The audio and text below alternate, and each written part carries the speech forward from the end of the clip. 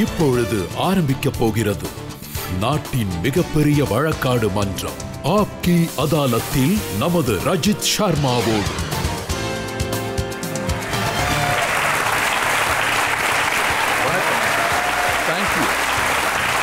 Thank you very much. ஆப்கி அதாலத்தில் இன்னைக்கு நம்மளோட விருந்தாளி. அவர் எப்படிப்பட்டவர்னா, அரசியல்ல சின்ன வயசுலயே பெரிய பெரிய இலக்கையெல்லாம் அடைஞ்சிருக்கார். இவருடைய அரசியல் வெற்றி அதிசயத்தை விட குறைஞ்சதில்ல. அரசாங்கத்தை உருவாக்குறதுலயும் உடைக்கிறதுலயும் இவர் நிபுணர்னு சொல்லலாம். ப்ளீஸ் வெல்கம் மகாராஷ்டிரா முதலமைச்சர் தேவேந்திர ஃபட்னவிஸ்.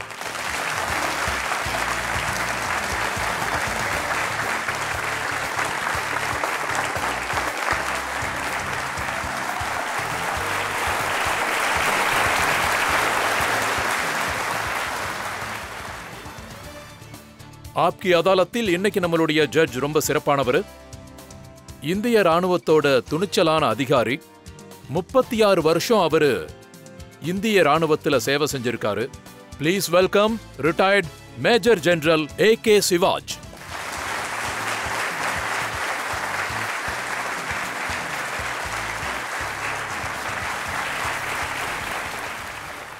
ஆபரேஷன் சிந்தூருக்கு அப்புறம் நாங்க இதை முடிவு பண்ணிருக்கோம். ஆப்கி அதாலத்தில் நம்மளோட துணிச்சலான ஆர்ம்டு ஃபோர்சஸ் அதிகாரிகளா இருக்கணும்னு. அவங்க மூலமா நாம மொத்த ராணுவத்துக்கும் நம்ம எல்லாரோட நன்றிகளை தெரிவிச்சுக்கலாம்.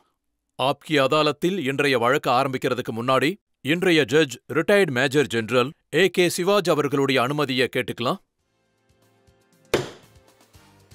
நீதிமன்றத்தின் வழக்க ஆரம்பிக்கலாம். தேவேந்திர ஃபட்னவிஸ் அவர்கள் மீது முதல் குற்றச்சாட்டை சுமத்துறதுக்கு முன்னாடி அவருடைய பொலிட்டிக்கல் கரியரை பத்தின ஒரு கண்ணோட்டத்தை நாம பார்க்கலாம். மகாராஷ்டிராவுல பிஜேபியோட டாப் லீடர் தேவேந்திர ஃபட்னவிஸ் என்ன சொன்னார்னா, நான் ஒரு கடல் திரும்பி வருவேன். அதே மாதிரி அவரு திரும்பி வந்து காட்டிட்டார். மகாராஷ்டிராவின் சட்டசபை தேர்தல்ல தேவேந்திர ஃபட்னவிஸ் அவர்கள் மிகப்பெரிய வெற்றியை அடைஞ்சிருக்கார். 90% ஸ்ட்ரைக் ரேட்டோட தேவ்பவ் அவர்கள் மறுபடியும் சீஃப் மினிஸ்டர் ஆனார். அரசியல் தேவேந்திர ஃபட்னவிஸ் அவர்களுக்கு மரபுரிமையாக பெற்றது. நாக்பூரோட RSS கூட இணைஞ்ச ஒரு உறுப்பினர் தேவேந்திர ஃபட்னவிஸ் அவர்கள் இளம் வயதில், அதாவது 16 வயசுலேயே தன்னுடைய அப்பாவை இழந்துட்டாரு. அவருடைய முயற்சியால மாணவர் அரசியல்ல தனக்குன்னு ஒரு இடத்தை பிடிச்சார். அப்புறம் 27 வயசுல நாக்பூரோட யங்கஸ்ட் மேயர் ஆனார்.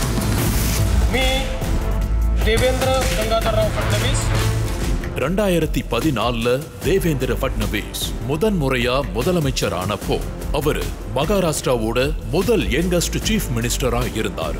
தேவேந்திர ஃபட்னவிஸ் ஒரு பிரமாதமான ஆடிட்டர். எலெக்ஷன் கேம்பெயின் அப்போ அவர் மீதான வீடியோ ரொம்ப பிரபலமாச்சு.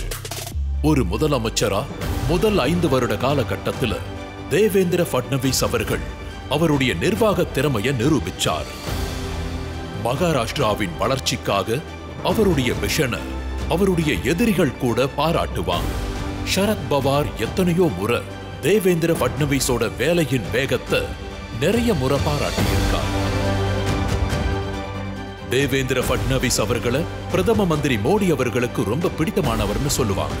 நாக்பூர் லா காலேஜில் லா கிராஜுவேட்டான தேவேந்திர ஃபட்னவிஸ் ஆப்கி அதாலத்தில் அவருக்காக அவரே வாதாடுவார்.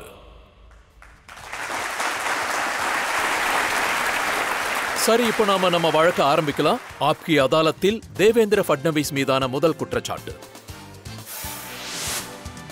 ஆப்கி அதாலத்தில் மகாராஷ்டிராவின் முதலமைச்சர் தேவேந்திர ஃபட்னவிஸ் அவர்கள் மீது உள்ள குற்றச்சாட்டு, அவர் எப்பவுமே அவசரத்திலேயே இருப்பார்.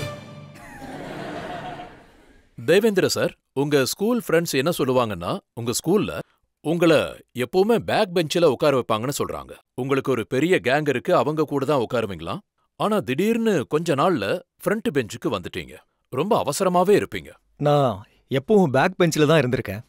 அப்புறம் பின்னாடி உட்கார்ற சுகமே வேற. அதனால முன்னாடி வர முயற்சி பண்ணவே இல்லை. ஆக்சுவலா ஒரு விஷயம் நடந்தது. எங்க டீச்சர் வேற பசங்க சேட்டை பண்ண போய் என் பேர் அடிபட்டதுனால என்ன முன்னாடி உட்கார வச்சாங்க. அவங்க பின்னாடி உட்காந்தா இப்படிதான் பண்ணுவேன்னு. அப்புறம் கொஞ்ச நாளைக்கு தான் முன்னாடி உட்காந்துருந்தேன். என் வாழ்க்கை பேக் பெஞ்சரா தான் இருந்தது.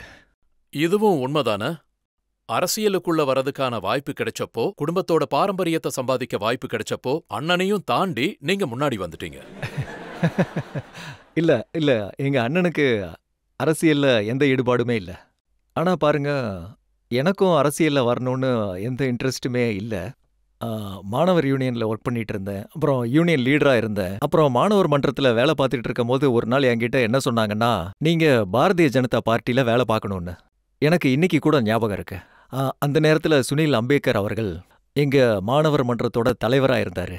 அப்போ சுனில் அவர்கள் என்கிட்ட என்ன சொன்னாருன்னா, நாளையில இருந்து நீங்க பிஜேபியில வேலை பார்க்கணும்னு. நான் அவர் கூட சண்டையும் போட்டேன். நான் அரசியலுக்கு போகவே விரும்பலன்னு சொன்னேன். நான் முழு நேர மாணவர் மன்ற ஊழியரா வேலை பார்க்க விரும்புறேன்னு சொன்னேன். அவர் என்ன சொன்னாருன்னா, பெரியவங்க உங்களுக்காக ஏதாவது யோசிச்சாங்கன்னா நீங்க அதை செய்யணும். நான் அப்புறம் எங்க கூட இருந்த தலைவர் அவர்கிட்ட போய் பேசினேன். அவர்கிட்ட சொன்னேன் இவங்க இப்படி சொல்றாங்கன்னு. நான் அரசியல்ல வேலையே செய்ய விரும்பலன்னு சொன்னேன். ஆனா அவர் என்ன சொன்னாருன்னா, அவங்க முடிவு பண்ணிட்டாங்கன்னா செய்யினாரு. மறுநாளே பிஜேபிக்கு வேலை பார்க்க ஆரம்பிச்சேன். அதனால நான் அரசியலுக்கு வரணும்னு நான் என்னைக்குமே யோசிச்சதில்ல. ஆனா அவங்க உங்கள வேலைய ஆரம்பிக்க சொன்னாங்க. ஆனா மக்கள் என்கிட்ட என்ன சொன்னாங்கன்னா, 21 வயசு கூட ஆகல, எலிஜிபிள் இல்ல, ஆனா கார்ப்பரேட்டர் ஆக விரும்புறீங்க. இந்த விஷயத்துல பாதி உண்மை இருக்கு. ஆ, எனக்கு என்ன சொன்னாங்கன்னா, நான் அப்போ வேலை செஞ்சுக்கிட்டு இருந்தேன். அப்போ ஆ, தேர்தல் வரப்போகுது. அப்போ தேர்தலுக்கான வேலையை பாருங்கன்னு சொன்னாங்க. நீங்க இந்த கார்ப்பரேஷன் தேர்தல்ல போட்டியிடணும். எனக்கு 21 வயசு ஆகலைன்னு அவங்களுக்கு தெரியாது. அதை நானும் அவங்கள்ட்ட சொல்லவே இல்லை. ஆனா சில விஷயங்கள் எனக்கு என்ன தோணும்னா, ஒரு சில வாட்டி கடவுள் மனசுல ஏதாவது இருக்கும். உங்களுக்கு ஞாபகம் இருந்திருக்கும், அந்த நேரத்துல 74 கமிட்மெண்ட் விஷயத்துல தேர்தல் 6 மாசம் போஸ்ட்போண்ட் ஆச்சு. அப்போ 6 மாசம் தள்ளி போனதுனால என்னோட வயசு 21 ஆயிருச்சு. அதனால என்னால போட்டியிட முடிஞ்சுது. அதனால நான் 21 கம்ப்ளீட் ஆனதும் போட்டியிட்டேன். அதுக்கு முன்னாடி போட்டியிடல. ஆனா இது அவசரம் இல்லையா சார்? வெறும் 27 வயசுல அந்த வயசுல மேயரான முதல் நபர் நீங்க தான்னு சொல்லலாம். பாருங்க, இது வெறும் பாரதிய ஜனதா பார்ட்டியில மட்டும்தான் நடக்க முடியும். அதாவது நான் 2வது வாட்டி கார்ப்பரேட்டர் ஆனப்போ அந்த நேரத்துல எங்க பார்ட்டிக்கு பாத்தீங்கன்னா ஃபுல் மெஜாரிட்டி கிடைச்சது. ஆனா 8 பேர் மட்டும்தான் மறுபடியும் தேர்ந்தெடுக்கப்பட்ட வந்தவங்க. அதுல நாங்க 2 பேர் எப்படிப்பட்டவங்கன்னா, எங்களோட பர்ஃபார்மன்ஸ் நல்லா இருந்தது. அதுல ஒருத்தர் மேயர் ஆகணும், இன்னொருத்தர் சேர்மன் ஆகணும். அப்போ பார்ட்டி முடிவு பண்ணிட்டாங்க நான் மேயர் ஆகணும்னு. நீங்க இப்படி சொல்லலாம். எனக்கு ரொம்ப சீக்கிரமா ஒரு விதத்துல எனக்கு சான்ஸ் கொடுத்தாங்க, பார்ட்டி கொடுத்தாங்க. ஓகே சார், இந்த விஷயம் உண்மைதானா? உங்களுடைய அப்பா இறந்ததுக்கு அப்புறம் நிதின் கட்கரி அவர்கள் உங்களுக்கு துணையா ஆறுதலா இருந்தாரு. ஆமா, நிதின் அவர்களுக்கும் எங்களுக்கும் குடும்ப ரீதியான உறவு இருக்கு. நிதின் அவர்கள் ரொம்ப எளிய முறையில் வேலை பார்த்துட்டு இருந்தாரு. அப்புறம் நிதின் சார் முதல் டைம் சட்டசபை போட்டியிட்டப்போ எந்த மண்டலத்தில் நான் இருந்தனோ அதே மண்டலத்தில் போட்டியிட்டார் அவரு. அந்த தேர்தலில் போட்டியிடுறப்ப அவர் எங்கள் வீட்டில் தான் இருந்தார். கிழக்கு மண்டலத்திலிருந்து வந்தார், மேற்கு மண்டலத்திலிருந்து போட்டியிடுறாரு. அவருக்கும் எங்களுக்கும் நல்ல ஃபேமிலி ரிலேஷன்ஷிப் இருந்தது. அதாவது அப்பாவுக்கு அப்புறம் நான் அரசியலுக்கு வரும்போது நிதின் சாரோட சப்போர்ட் எனக்கு இருந்தது. அதுக்கு தான் மக்கள் சொன்னாங்க 2014ல நிதின் சாரை பீட் பண்ணி நீங்க முதலமைச்சர் ஆயிட்டீங்க. பாருங்க, அந்த நேரத்துல நிதின் அவர்கள் நாட்டின் அரசியலுக்குள்ள போயிட்டாரு. நிதின் அவர்கள் மோடிஜியோட அரசாங்கத்துல ஒரு அமைச்சர் ஆயிட்டாரு. அப்புறம் நிதின் அவர்கள் இதையும் அனௌன்ஸ் பண்ணிட்டாரு, நான் நாட்டினுடைய அரசியல்ல வேலை பார்க்கணும்னு. அதனால நான் நாட்டோட அரசியலுக்கு வந்துட்டேன். பாருங்க சார், நரேந்திர மோடி அவர்கள் நிறைய புதுமுகங்களை முதலமைச்சர் ஆக்குனாரு, அவங்களுக்கு வாய்ப்பு கொடுத்திருக்காரு. அப்புறம் நீங்க அவரோட முதல் எக்ஸ்பெரிமெண்ட். மோடி அவர்கள் உங்களுக்குள்ள அப்படி என்ன பார்த்தாரு? பாருங்க, மோடிஜி எனக்குள்ள என்ன பார்த்தாருன்னு அவர் தான் சொல்ல முடியும். ஆனா என்னால ஒண்ணு மட்டும் அடிச்சு சொல்ல முடியும். நம்ம மகாராஷ்டிரால என்ன மாதிரி ஒரு ஆளை முதலமைச்சரா ஆக்குறது, இந்த தைரியம் மோடி அவர்களால தான் முடியும். ஏன்னா அவருக்கு மகாராஷ்டிராவோட அரசியலை பத்தி நல்லாவே தெரியும். அப்புறம் 10 வருஷத்துக்கு முன்னாடி 11 வருஷத்துக்கு முன்னாடி அரசியல் எந்த திருப்பத்தில் இருந்ததோ அந்த நேரத்துல அந்த இடத்துல ஒரு ஒரு மத ரீதியான அரசியல் இருந்திருக்கு. அந்த இடத்துக்கு நான் ஃபிட் ஆக மாட்டேன். ஆனா மோடி அவர்கள் ரிஸ்க் எடுத்து அவரு தைரியமா என்கிட்ட சொன்னாரு. அந்த நேரத்துல நான் பார்ட்டியோட தலைவருங்கிறது உண்மைதான். அப்புறம் நீங்க பார்க்கலாம், சட்டமன்றத்துல எல்லாரை விட குரல் கொடுக்கிற தலைவரா பார்த்திருக்காங்க. இருந்தாலும் நானும் இப்படிதான் நினைக்கிறேன். ஆனா இந்த பரவலான அரசியல்ல அதுல ஒரு சில டைம் பதவிகளுக்காக மதங்களை பார்க்க வேண்டியது அவசியமா இருக்கும். இது ரொம்ப மறுக்க முடியாத ஒரு விஷயம். அதுல நான் ஃபிட் ஆக மாட்டேன். அதனால என்ன ஆக்குவாங்கன்னு நான் எதிர்பார்க்கவே இல்லை. பார்த்தா உங்களை ஆமா சார், அந்த மாதிரி கூட வச்சுக்கலாம். மகாராஷ்டிரா அரசியல்ல இது ஒரு மைனஸ் பாயிண்டா மாறிடும். ஆனா மோடி அவர்கள் எனக்குள்ள என்ன பார்த்திருந்தாலும் அவர் என்ன கொண்டு வந்துட்டாரு. அப்புறம் எனக்கு என்ன தோணுதுன்னா, இது அவரால் மட்டும்தான் சொல்ல முடியும். அவரு எதுக்காக என்ன ஆக்கினாரோ அதை நான் நிறைவேற்றினா இல்லையா அப்படிங்கிறதுக்கு அவர் மட்டும் தான் சொல்லணும். மோடி சார் உங்ககிட்ட என்ன பார்த்தாருன்னு என்னால சொல்ல முடியாது. ஆனா உங்களை நான் அடல் பிஹாரி வாஜ்பாயோட மடியில் உட்கார்றத பார்த்திருக்கேன்.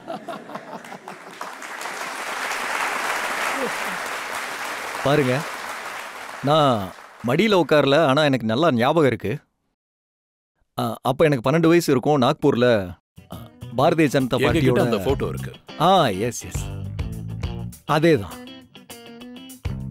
பாரதிய ஜனதா பார்ட்டியோட தேசிய மாநாடு இருந்தது. அப்போ அந்த மாநாட்டுக்கு அடல் சார் வந்திருந்தாரு. அப்போ அந்த காலகட்டத்தில் செக்யூரிட்டி பெருசா கிடையாது. நான் அப்போ எங்க அப்பா கிட்ட கேட்டேன், அடல் சார் கிட்ட போட்டோ எடுக்கணும்னு. அப்பா மறுத்துட்டாரு. அந்த நேரத்தில் பிரமோத் சார் இருந்தாரு. ஸோ நான் பிரமோத் சார் கிட்ட கேட்டு அடல் சார் கூட போட்டோ எடுக்க ஆசையா இருக்குன்னு சொன்னேன். பிரமோத் சார் அடல் சார் கிட்ட கேட்டாரு, 2 பசங்க. அப்போ அப்பா நகர தலைவரா இருந்திருப்பாரு. அவரோட 2 பசங்க இருக்காங்கன்னு சொன்னோன்னே அடல் சார் கூப்பிடுங்கன்னு சொன்னாரு. உடனே நானும் அண்ணனும் போய் அடல் சார் கூட சேர்ந்து போட்டோ எடுத்துக்கிட்டோம். அப்போ நாங்கள் போட்டோ எடுத்துக்கிட்டு இருக்கும் போது அப்பா எதிரில் வந்தாரு. அவர் ரொம்ப ஆச்சரியமா பார்த்தாரு, இவங்க 2 பேரும் இங்கே எப்படி வந்தாங்கன்னு. அடல் சார் என்கிட்ட ஒன்று சொன்னாரு, இன்னைக்கு எனக்கு ஞாபகம் இருக்கு. அவரு சொன்னது என்னன்னா, பாருங்க 2 சிங்கங்கள் என் பக்கத்தில் இருக்குன்னாரு. அடல் சார் அந்த நேரத்தில் அவரோட ஸ்டைலில் சொன்னாரு. என்னை பொறுத்த வரைக்கும் அந்த போட்டோ ஒரு பெரிய மெடலை விட குறைஞ்சதில்லை. அதுக்கு தான் சொன்னேன், நீங்க எல்லாரை விடவும் வேகமா போறத யாராலையும் தடுக்க முடியாது. பாருங்க, ஒன்று மட்டும் உண்மை, இது கடவுளோட ஆசீர்வாதம்னு கூட சொல்லலாம். எனக்கு நிறைய பிரச்சனைகள் வந்தது, ஆனா முன்னேறி போய்கிட்டே இருந்தேன். பப்ளிக் யாராவது கேள்வி கேட்கலாம்? என்னோட கேள்வி என்னன்னா, நீங்க கொஞ்ச நாளைக்கு முன்னாடி 25 கிலோ வெயிட் லாஸ் பண்ணதா கேள்விப்பட்டேன். பாருங்க, வெயிட்டோட சேர்ந்து என்னோட போராட்டமும் தொடர்ந்துகிட்டே இருந்தது. நான் ஒரு பக்கம் குறைப்பேன், இன்னொரு பக்கம் அதிகமாயிரும். அப்புறம் எத்தனையோ டைம் இதையும் சொல்லியிருக்கேன், நான் காஃபி சாப்பிட்டா கூட வெயிட் இன்க்ரீஸ் ஆகுதுன்னு. ஆனா ஒருவேளை நீங்க என்னோட கடந்த 30 வருஷ போட்டோவை பார்த்தீங்கன்னா உங்களுக்கு என்னோட ஃபோட்டோஸ் எல்லா ஷேப்லேயும் கிடைக்கும். ஆனால் ஒன்று மட்டும் உண்மை, கடந்த அதாவது 3-4 வருஷமாக கண்டினியூஸாக என்னோட வெயிட்டை கண்ட்ரோலில் வச்சுக்க நான் முயற்சி பண்ணிக்கிட்டு இருக்கேன். என்னோட வெயிட்டை நான் குறைச்சும் இருக்கேன். ஆனால் இன்னும் கூட நான் ஃபிட் ஆகலை. இப்போது குறைச்சதில் 12 கிலோ கூட இன்னும் குறைக்கணும். நான் குறைச்சிக்கிட்டு இருக்குங்கிறது எனக்கு சந்தோஷமா இருக்கு. அப்போ 30 வருஷத்துக்கு முன்னாடி இருந்த ஃபோட்டோஸை மக்களுக்கு கண்டிப்பாக காட்டுங்க.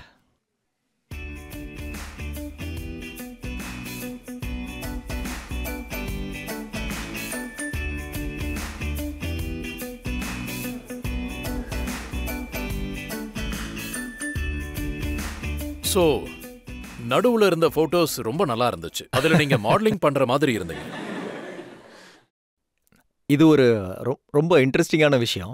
என்னோட நண்பர் ஒருத்தர் இருக்காரு, அவர் ஒரு ஃபேஷன் ஃபோட்டோகிராஃபர். இந்த இந்த ஃபோட்டோ இருக்கே, அது ஒரு கிட்டத்தட்ட 2002 இல்லைனா 3யோட ஃபோட்டோகிராஃபாக இருக்கும். தேர்தல்லாம் முடிஞ்சுது. அப்போது பெருசாக வேலையும் எதுவும் இல்லை. ஒரு நாள் என்னை கூப்பிட்டாரு. அப்புறம் விவேக் என்ன சொன்னார்னா, உனக்கு ஒரு போர்ட்ஃபோலியோ ரெடி பண்ணணும். நானும் ஓகேன்னு சொல்லிட்டேன். வேலையும் எதுவும் இல்லை. அவர் என்ன விதவிதமான ட்ரெஸ் எல்லாம் போட வச்சாரு, நிறைய ஃபோட்டோஸ் எடுத்தாரு. அப்புறம் ஒரு 4-5 நாள் கழிச்சு, இந்த ஃபோட்டோஸ் எல்லாம் ஒரு கம்பெனியோட பிராண்டு, நான் உன்னை மாடலாக யூஸ் பண்ணிக்கிட்டேன்னாரு. அப்போ நான் என்ன சொன்னேன்னா, நீ என்ன சொல்கிற, மக்கள் என்ன திட்ட போகிறாங்க. அப்புறம் எனக்கு தெரிஞ்சு இது ஒரு முட்டாள்தனம், ஆனால் அவர் முடிவு பண்ணிட்டேன்னு சொன்னார். அந்த ஃபோட்டோஸோட போர்ட்ஸ் எல்லாம் வைக்க ஆரம்பிச்சிட்டாங்க. நான் ரொம்ப பயந்துட்டேன். நான் நாக்பூரை விட்டுட்டு ஷனி ஷிக்னாப்பூருக்கு போயிட்டேன். நான் என்ன நினச்சேன்னா, கடவுளை தரிசிக்க போயிட்டா 2-3 நாளைக்கு யாரையும் பார்க்க வேண்டாம். ஆனால் மக்கள் அதுக்கு நல்ல ரெஸ்பான்ஸ் கொடுத்தாங்க. அதில் ரொம்ப இன்ட்ரெஸ்டிங்கான விஷயம் என்னென்னா, அந்த நேரத்தில் நான் சட்டமன்ற உறுப்பினர். ஸோ அது ஒரு புது விஷயமா இருந்தது. ஒரு சட்டமன்ற உறுப்பினர் மாடலிங் போஸ்ட் பண்ணார். அத அட்டல் சார் வேற பார்த்துட்டாரு. நியூஸ்ல ஆட்ஸ் வர ஆரம்பிச்சதும் அட்டல் சாரும் பார்த்துட்டாரு. அட்டல் சார் பார்த்ததுக்கு அப்புறம் அந்த நேரத்துல அப்பா கட்டாட்டியா இருந்தாரு. அப்பாவுக்கும் அவருக்கும் ஒரு நல்ல நட்பு இருந்தது. ஸோ அட்டல் சார் அப்பா கட்டாட்டி கிட்ட சொன்னாரு, உங்க நாக்பூர் உறுப்பினர் மாடலிங் பண்ணாரு, அவரை கூப்பிடுங்கன்னாரு. அப்ப நான் போகும்போது பயந்துகிட்டே தான் போனேன். எனக்கு என்ன தோணுச்சுன்னா, அட்டல் சார் இப்படி சொல்லுவாரு, இதுக்கு தான் நாங்க உன்னை பிஜேபியில் எடுத்துறோமா, சட்டமன்ற உறுப்பினரா இருந்துகிட்டு மாடலிங் பண்ணிக்கிட்டு இருக்கேன்னு. நான் போனதும் அவர் முதுகிலேயே தட்டி, வா மாடல் சட்டமன்ற உறுப்பினரே, ஏன் முதுகிலேயே தட்டி எனக்கு ஸ்வீட்லாம் கொடுத்தாரு. அது ரொம்ப நல்லா இருந்தது. ஆனா அதை ஒரு டைம் தான் பண்ணேன். ஏன்னா எனக்கு தெரியும், விஷயம் என்னன்னா, மனுஷனை நாய் கடிச்சா அது நியூஸ் ஆகாது, நாய மனுஷன் கடிச்சா அது நியூஸ் தான். ஒரு விதத்துல நான் பண்ணது கூட நல்ல நியூஸ் ஆச்சு. அதனால அது நல்ல நியூஸா இருந்தது. அதனால நான் அதை ஒரு டைம் தான் பண்ணேன். ஆனா அதுக்கப்புறமாவும் வெயிட் இன்க்ரீஸ் ஆக ஆரம்பிச்சது. அதுக்கு காரணம் ஸ்வீட்டா? அதுக்கப்புறம் ரொம்ப நாளைக்கு நல்லா இருந்தேன். மறுபடியும் குறைச்சேன், மறுபடியும் ஏத்துனேன், மறுபடியும் இன்க்ரீஸ் ஆச்சு. இப்படியே போய்கிட்டு இருந்தது. சார் நான் ஒன்று சொல்றேன், நான் ஸ்வீட் சாப்பிடுவேன். ஸ்வீட்டை விட அதிகமா எனக்கு சாக்லேட் பிடிக்கும். அப்புறம் நான் எவ்வளோ டயட் பண்ணாலும் சரி, டார்க் சாக்லேட் மட்டும் சாப்பிட்டுக்கிட்டே இருப்பேன். அதை யாராலையும் தடுக்க முடியாது. உங்க ஒய்ஃப் ஒரு இடத்துல சொன்னாங்க, கல்யாணத்துக்கு முன்னாடி 30ல இருந்து 35 போலி வரைக்கும் சாப்பிடுவீங்க. ஆக்சுவலி என் ஒய்ஃப் என்ன பழி வாங்கிட்டாங்க. உண்மைதான், அவங்க சொன்னாங்க. நான் அவ்வளோலாம் சாப்பிட மாட்டேன். ஆனா போலி ஸ்வீட்டை அதுக்கு முன்னாடி கொஞ்சம் நிறையவே சாப்பிட்டுட்டு இருந்தேன். ஆனா அதனால எனக்கு ஏற்பட்ட நஷ்டம் வந்து பாத்தீங்கன்னா, நான் எந்த இடத்துக்கு போனாலும் மக்கள் அங்க போலியோட காத்துக்கிட்டு இருக்காங்க. எங்களுக்கு தெரியும் இது உங்களுக்கு பிடிக்கும்ன்றாங்க. கடைசியில நான் 2-3 மீட்டிங்ல நானே ஒரு கொஸ்டினை கேட்டு அவங்களுக்கு கிளாரிஃபையும் பண்ணேன். எனக்கு பிடிக்காது, நான் சாப்பிட மாட்டேன், எனக்காக பண்ணாதீங்கன்னு சொன்ன அப்புறம் கொஞ்சம் ஸ்டாப் ஆச்சு. அப்புறம் அவங்க ஒரு இன்டர்வியூல சொன்னாங்க, நான் எந்த விஷயத்துக்காகவும் சண்டை போட மாட்டேன் தேவேந்தர் சார் கூட.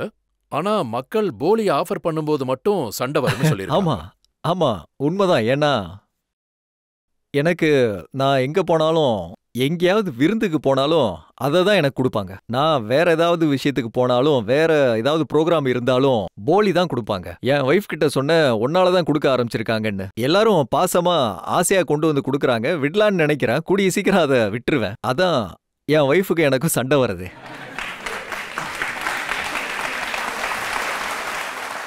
இன்னொரு கேள்வி கேட்கலாம். நான் இப்போ கேட்க போற கேள்வி, உங்க ஒய்ஃப் பப்ளிக் லைஃப்ல ரொம்ப ஆக்டிவா இருப்பாங்க.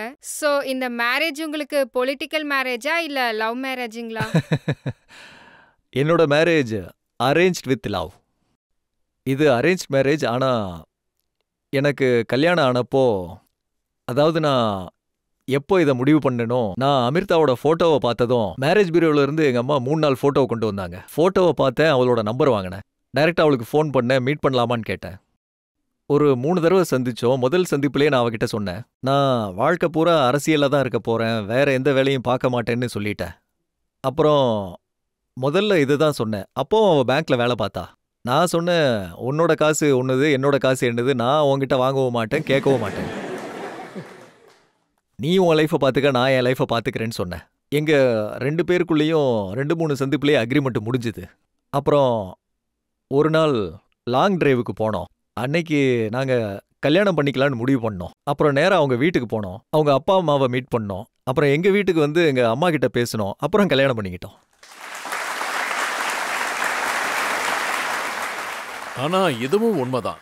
கல்யாண நாள் அன்னைக்கு நீங்க நேரமா போயிட்டீங்க, அவங்க நேரத்துக்கு வரல. இதுவும் உண்மை. நான் நேரத்துக்கு வந்துட்டேன், அவங்க வர்றதுக்கு கொஞ்சம் லேட் ஆயிருச்சு.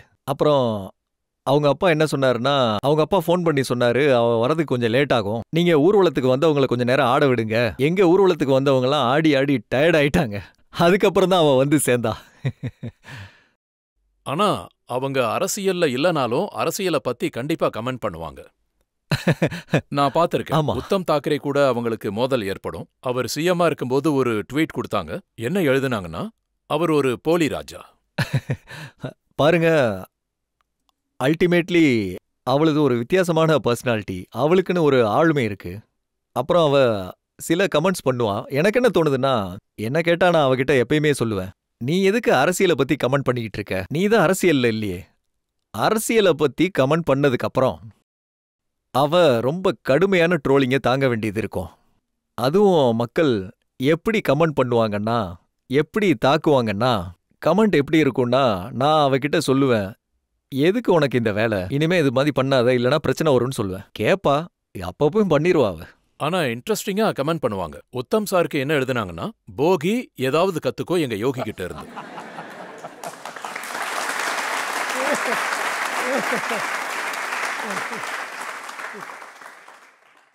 இல்ல, அது இன்ட்ரெஸ்டிங்கா தான் இருக்கும். ஆனா எனக்கு கொஞ்சம் ட்ரபிளா தான் இருக்கும் அது.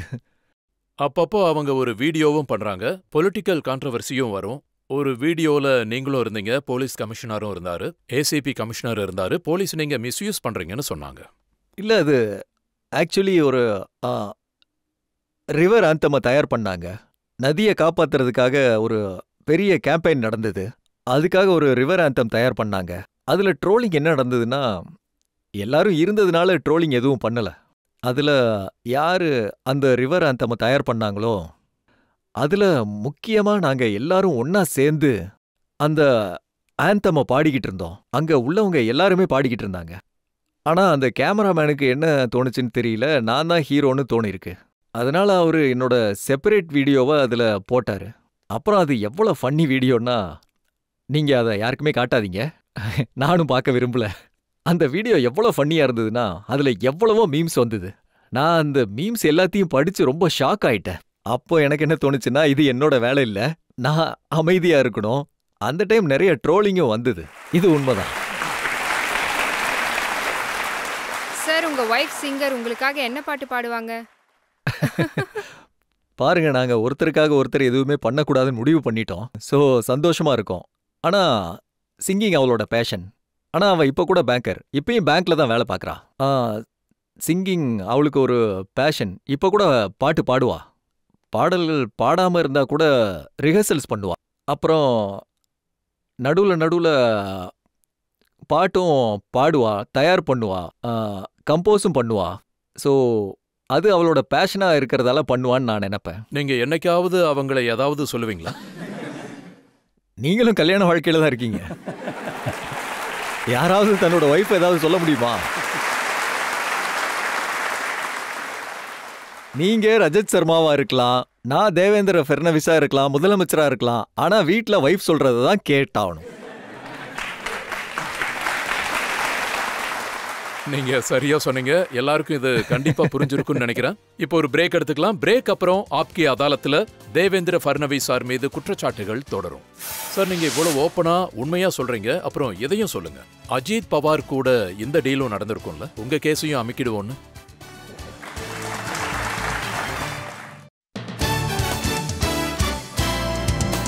Welcome back. ஆப்கி அதாலத்தில் இன்னைக்கு நம்மளோட கெஸ்ட் தேவேந்திர ஃபட்னவிஸ். ஆப்கி அதாலத்தில் அடுத்த குற்றச்சாட்டு. ஆப்கி அதாலத்தில் மகாராஷ்டிர முதலமைச்சர் தேவேந்திர ஃபட்னவிஸ் மீது உள்ள குற்றச்சாட்டு. இவர் மகாராஷ்டிராவோட தேர்தலை ஹைஜாக் பண்ணிட்டாரு. சார், இந்த குற்றச்சாட்டு என்னோடது இல்ல, ராகுல் காந்தி அவர்களுடையது. ராகுல் காந்தி சார் என்ன சொல்றாருன்னா, 2024 மகாராஷ்டிரால தேர்தலே நடக்கலன்னு. அவர் என்ன சொல்றாருன்னா, தேர்தல் அப்போ நீங்க ஹைஜாக் பண்ணிட்டீங்க, ஓட்ஸை திருடி நீங்க முதலமைச்சர் ஆயிருக்கீங்கன்னு சொன்னாரு. பாருங்க, நான் இதுக்காக ராகுல் அவருக்கு பதில் கொடுத்திருக்கேன்.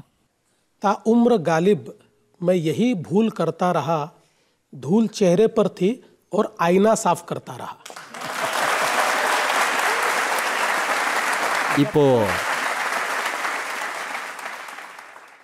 ராகுல் அவர்கள் டினைட் மோட்ல இருந்து வெளியே வராத வரைக்கும், அவர் இதை புரிஞ்சிக்காத வரைக்கும், இந்த அரசியல் அரித்மேட்டிக் இல்ல. அரசியல் இது ஒன்றும் டிஜிட்டல் கேம் இல்ல. அரசியல் ஒன்றும் விளையாட்டு இல்ல. இது ரொம்ப மக்களோட கனெக்ட் ஆகி அவங்களோட ஆசைகள் அப்புறம் எதிர்பார்ப்புகளை மேனேஜ் பண்றதுக்கான வேலை. அதுல இறங்கி வேலை செய்யணும்.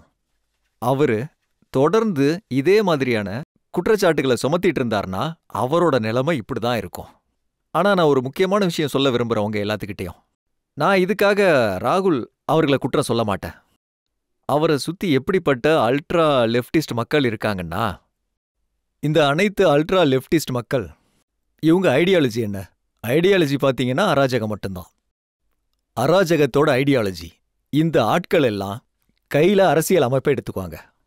ஆனா தொடர்ந்து இந்தியால கான்ஸ்டிடியூஷனை உருவாக்கின அமைப்புகள் அந்த அமைப்புகளை எப்படி அவமானப்படுத்தணும், அந்த அமைப்புகள் மீது மக்களுக்கு எப்படி எதிர்ப்பை தெரிவிக்கணும், மக்களோட ஜனநாயகத்துல எப்படி மக்களோட நம்பிக்கையை குறைக்கணும், அதை மட்டும்தான் தொடர்ந்து முயற்சி பண்ணுவாங்க.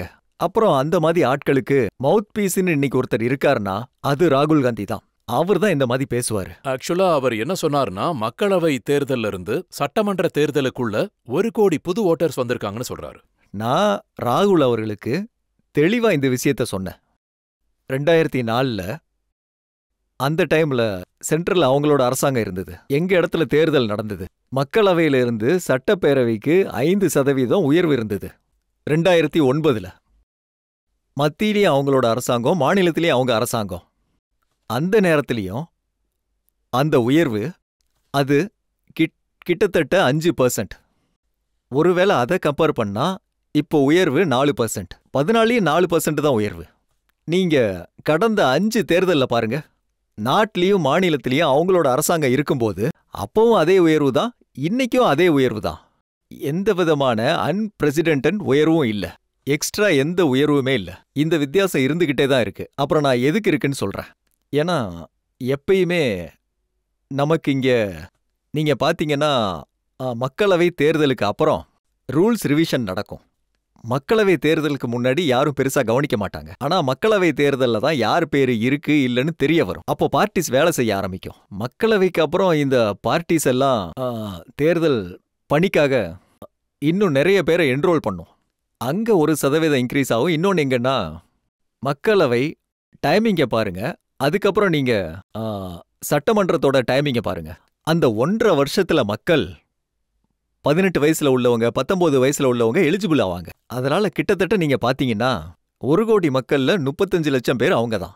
ஸோ இதனால அதுல அப்நார்மலான விஷயம் எதுவும் இல்லை. இது என்னோட கான்ஸ்டிடியூஷனில் அவங்க ட்வீட் பண்ணாங்க. என்னோட கான்ஸ்டிடியூஷன்ல 30,000 ஓட்டர்ஸ் இன்க்ரீஸ் ஆயிருக்காங்க. அதனால தான் நான் வெற்றி பெற்றேன்னு எழுதுனாங்க. அப்போ நாங்க காட்டினோம் அவங்களோட உத்தம் டாக்கரே, சிவசேனா, சரத்பவரோட என்சிபி, அப்புறம் காங்கிரஸ், இவங்களோட எத்தனையோ கான்ஸ்டிடியூஷனை நான் காட்டினேன். இதுல இந்த மாதிரி கான்ஸ்டிடியூஷனை கூட நான் காட்டினேன். அதுல 50,000 ஓட்டு கான்ஸ்டிடியூஷன்ல இன்க்ரீஸ் ஆயிருக்கு. அங்க அவங்களோட ஆளுங்க ஜெயிச்சிருக்காங்க. அவங்க 50 சீட்னு சொன்னாங்க. 50 சீட்ல 50,000 ஓட்ஸ் இன்க்ரீஸ் ஆயிருக்கு. அப்புறம் அதுல இருந்து 47 சீட்ல பிஜேபியும் அதோட ஆதரவு கட்சி மக்களும் ஜெயிச்சிருக்காங்கன்னு. அங்க அவங்க சொன்னது முழுக்க முழுக்க தப்பான விஷயம். 50,000 ஓட்டு அதிகப்படுத்துறது வெறும் 4 இல்ல 5 சீட்டு தான். அதுல அவங்களோட ஆளும் வெற்றி பெற்றிருக்காங்க. மத்த சீட்ல 20,000 இன்க்ரீஸ் ஆயிருக்கு. சில இடத்துல 22,000. இப்போ பாருங்க, அவரோட நிலைமைய பாத்தீங்கன்னா எப்படி ஆயிருக்குன்னா உண்டு இல்லைன்னு ஆயிட்டாங்க.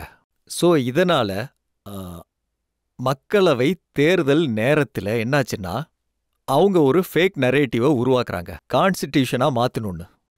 அப்புறம் அந்த நரேட்டிவ் மகாராஷ்டிரால கீழே வரைக்கும் சர்க்குலேட் ஆச்சு. அதனால அவங்களுக்கு மகாராஷ்டிரால நல்ல சீட்ஸ் கிடைச்சது. பாருங்க, அப்படி இருந்தும் அவங்களுக்கும் எங்களுக்கும் மகாராஷ்டிரால எவ்வளோ டிஃபரெண்ட், 0.5%. நாங்க 43.3%, அவங்க 43.1. ஆனால் சீட்ல வித்தியாசம் ரொம்ப இருந்தது. ஆனா அதுக்கப்புறம் நாங்க அந்த நரேட்டிவை ஒரு விதத்துல மக்களுக்கு உள்ள இருந்து அகற்றிட்டோம். அப்புறம் எங்க விஷயத்த மக்கள்கிட்ட கொண்டு போய் சேர்த்தோம். அப்புறம் மக்கள் எங்களுக்கு ஓட்டு போட்டாங்க, எங்களை தேர்ந்தெடுத்தாங்க. இப்போ அவங்களால ஜெயிக்க முடியல. அந்த மனநிலையில இருக்கிற அவங்களோட ஆளுங்க மக்களவை ரிசல்ட் பார்த்ததுக்கு அப்புறம் அவங்க பதவியை கூட முடிவு பண்ணிட்டாங்க. யார் முதலமைச்சர், யார் ஹோம் மினிஸ்டர், ஹோட்டல்ஸும் புக் பண்ணாங்க, எம்எல்ஏவை எங்க வைக்கணும்னு முடிவு பண்ணாங்க. அவங்களோட மீட்டிங்ஸும் முடிஞ்சுது. ஆனா ரிசல்ட் தலைகீழா வந்தது. அது அவங்களுக்கு எவ்வளவு பெரிய ஸ்ட்ரோக்குன்னா அதுல இருந்து வெளியே வர முடியல அவங்களால. ஆனா என்னைக்காவது வெளியே வந்துதானே ஆகணும், அப்படியே விட்டுற முடியுமா என்ன? இப்ப அவங்க என்ன சொல்லியிருக்காங்கன்னா, மகாராஷ்டிராவோட ஓட்டு இன்க்ரீஸ் ஆச்சு, பீகார்ல இந்த ஓட்டை குறைச்சு ஜெயிப்பாங்கன்னு. பாருங்க, எனக்கு என்ன தோணுதுன்னா அவங்க இந்த மாதிரி அவங்க எலெக்ஷன் கமிட்டியோட கிரெடிபிலிட்டியை அழிக்க பார்க்கறாங்க. இந்தியால நடக்கிற தேர்தல் நம்மளோட எலெக்ஷன் கமிஷன் உலகத்தில் உள்ள மக்களை கூப்பிடும். உலகத்தில் உள்ள மக்கள் இந்தியாவோட எலெக்ஷன் ப்ராசஸை பார்த்து ரொம்ப ஷாக் ஆயிருவாங்க. அவங்க கேட்பாங்க, இவ்வளோ பெரிய இந்தியாவில் இந்த மாதிரி ஃப்ரீ அண்ட் ஃபேர் எலெக்ஷன் எப்படி நடக்குதுன்னு. இப்போ நாங்க எப்பயுமே கேட்போம், மகாராஷ்டிரால கேட்பேன், நான் எப்பயும் கேட்பேன், கோர்ட்டுக்கு போனேன், நீங்க ஒரு ஓட்டர்ஸ் லிஸ்ட்டை தயார் பண்ணுங்க, ஏன்னா ஓட்டர் லிஸ்ட்ல எத்தனையோ டூப்ளிகேட் பேர் இருக்கு. மக்கள் இங்கே விட்டுட்டு அங்க போயிருக்காங்க, இங்கேயும் பேர் இருக்கு, அங்கேயும் பேர் இருக்கு. இந்த மாதிரி ஓட்டர் லிஸ்ட் பெருசா தெரியும், ஆனா அதுல ஓட்டிங் பர்சன்டேஜ் ரொம்ப கம்மியா இருக்கும். ஆனா இப்போ அந்த வேலையை எலெக்ஷன் கமிஷன் ஆரம்பிச்சுது. எலெக்ஷன் கமிஷன் என்ன சொன்னாங்க? ஓட்டர் லிஸ்ட்ல இருக்கிற பேரை ஐடென்டிஃபை பண்ணி காட்டுங்கன்னு. அது ஐடென்டிஃபிகேஷன் போயிட்டு இருக்கு. இதுல என்ன தப்பு இருக்கு? ஒருவேளை எலெக்ஷன் கமிஷன் எந்த பேரை அதிலிருந்து டெலீட் பண்ணுதோ, ராகுல் காந்தியை காட்ட சொல்லுங்க தப்பான பேர் டெலீட் ஆயிருக்குன்னு. பிரச்சனை இதுதான். ராகுல் காந்திக்கு எங்க இருந்து ஓட்டு கிடைக்குதோ அங்க ஒருத்தருக்கு 4 பேர் இருக்கு.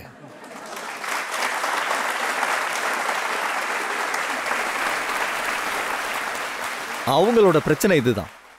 ராகுல் காந்தியோட பிரச்சனை இதுதான். இப்போ பேரு கட்டாயிடும், அப்போ ஒரு ஓட்டு தான் போட முடியும். இதுதான் பிரச்சனை.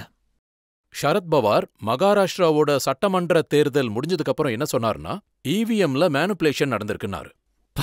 பாருங்க, அவங்களோட ப்ராப்ளம் என்னன்னா, மக்களவை தேர்தல்ல ஜெயிச்சா மகாராஷ்டிரால அது அவங்களுக்கு ஓகே, எந்த பிரச்சனையும் இல்ல. ஒருவேளை அவங்க தோத்தா அவங்களுக்கு இவிஎம்ல ப்ராப்ளம். இவங்க கர்நாடகால ஜெயிச்சா சட்டமன்ற தேர்தல்ல இவிஎம் நல்லா இருக்கு, இவங்க மக்களவையை தோத்தாங்கன்னா இவிஎம் கெட்டு போயிருக்கு. நான் என்ன சொல்றேன்னா, இவிஎம்ல பிரச்சனை இல்ல, அவங்க மூளையில தான் ப்ராப்ளம். அவங்க மூளையில ஒரு சிப்பு இருக்கு, அவங்க மூளையோட சிப்பு கரெக்ட் ஆயிருச்சு, அவங்க மூளையோட சிப்பை மாத்தி ஆகணும். இந்த சிவசேனா மக்கள், உத்தம் தாக்கரேவோட சிவசேனா, அவங்க என்ன சொன்னாங்கன்னா, அமித்ஷா, தேவேந்திர ஃபட்னவிஸ் அப்புறம் அதானியும் சேர்ந்து எலெக்ஷன் கமிஷனையே வாங்கிட்டாங்கன்னு சொன்னாங்க. பாருங்க அவங்களோட புத்தி எந்த அளவுக்கு கெட்டு போயிருக்காங்க. அதாவது அவங்களால எதுவும் சொல்ல முடியும். நான் என்ன சொல்றேன்னா, அவங்களால இதுவும் சொல்ல முடியும். மகாராஷ்டிரா தேர்தல்ல பிஜேபி ஜெயிச்சிருக்குன்னா அவங்க ட்ரம்ப்பை வச்சு மிஷினை சேஞ்ச் பண்ணியிருக்காங்க. அவங்களால இதுவும் சொல்ல முடியும். சொல்லணும்னா எது வேணாலும் சொல்லலாம். நீங்க சொன்னது சரிதான். அகிலேஷ் யாதவ் என்ன சொன்னார்னா, பிஜேபி மக்கள் பூத்துக்கு போகும்போது ஒரு மிஷின் எடுத்துட்டு போவாங்கன்னு சொல்லியிருக்காரு. ஒருவேளை யாருக்காவது ஓட்டு இல்லைன்னா அந்த மிஷினை வச்சு எலெக்ஷன் கார்டு எடுத்து அந்த மிஷின்ல இருந்து உடனே ஆதார் கார்டும் எடுப்பாங்களாம். அந்த மிஷினை எங்களுக்கும் கொடுங்கன்னு கேட்குறாங்க. எனக்கு என்ன தோணுதுன்னா, இந்த பக்கம் உருளைக்கிழங்கு போட்டா அந்த பக்கம் தங்கம். இது ராகுல் அவர்களோட யூஎஸ்பி. இப்போ அகிலேஷ் அவர்களோட யூஎஸ்பி இப்படி மாறிடுச்சு. அகிலேஷ் அவர்கள் நல்லா இருந்தாரு, இப்ப இல்ல. ஒருவேளை இவரும் இப்படி பேசினார்னா அப்புறம் கடவுள் புண்ணியத்தில் இப்படி நடக்கக்கூடாது. இந்த மாதிரி தலைவர்கள் நம்ம நாட்டில் இருந்தா நம்ம நாடு என்ன ஆகும்?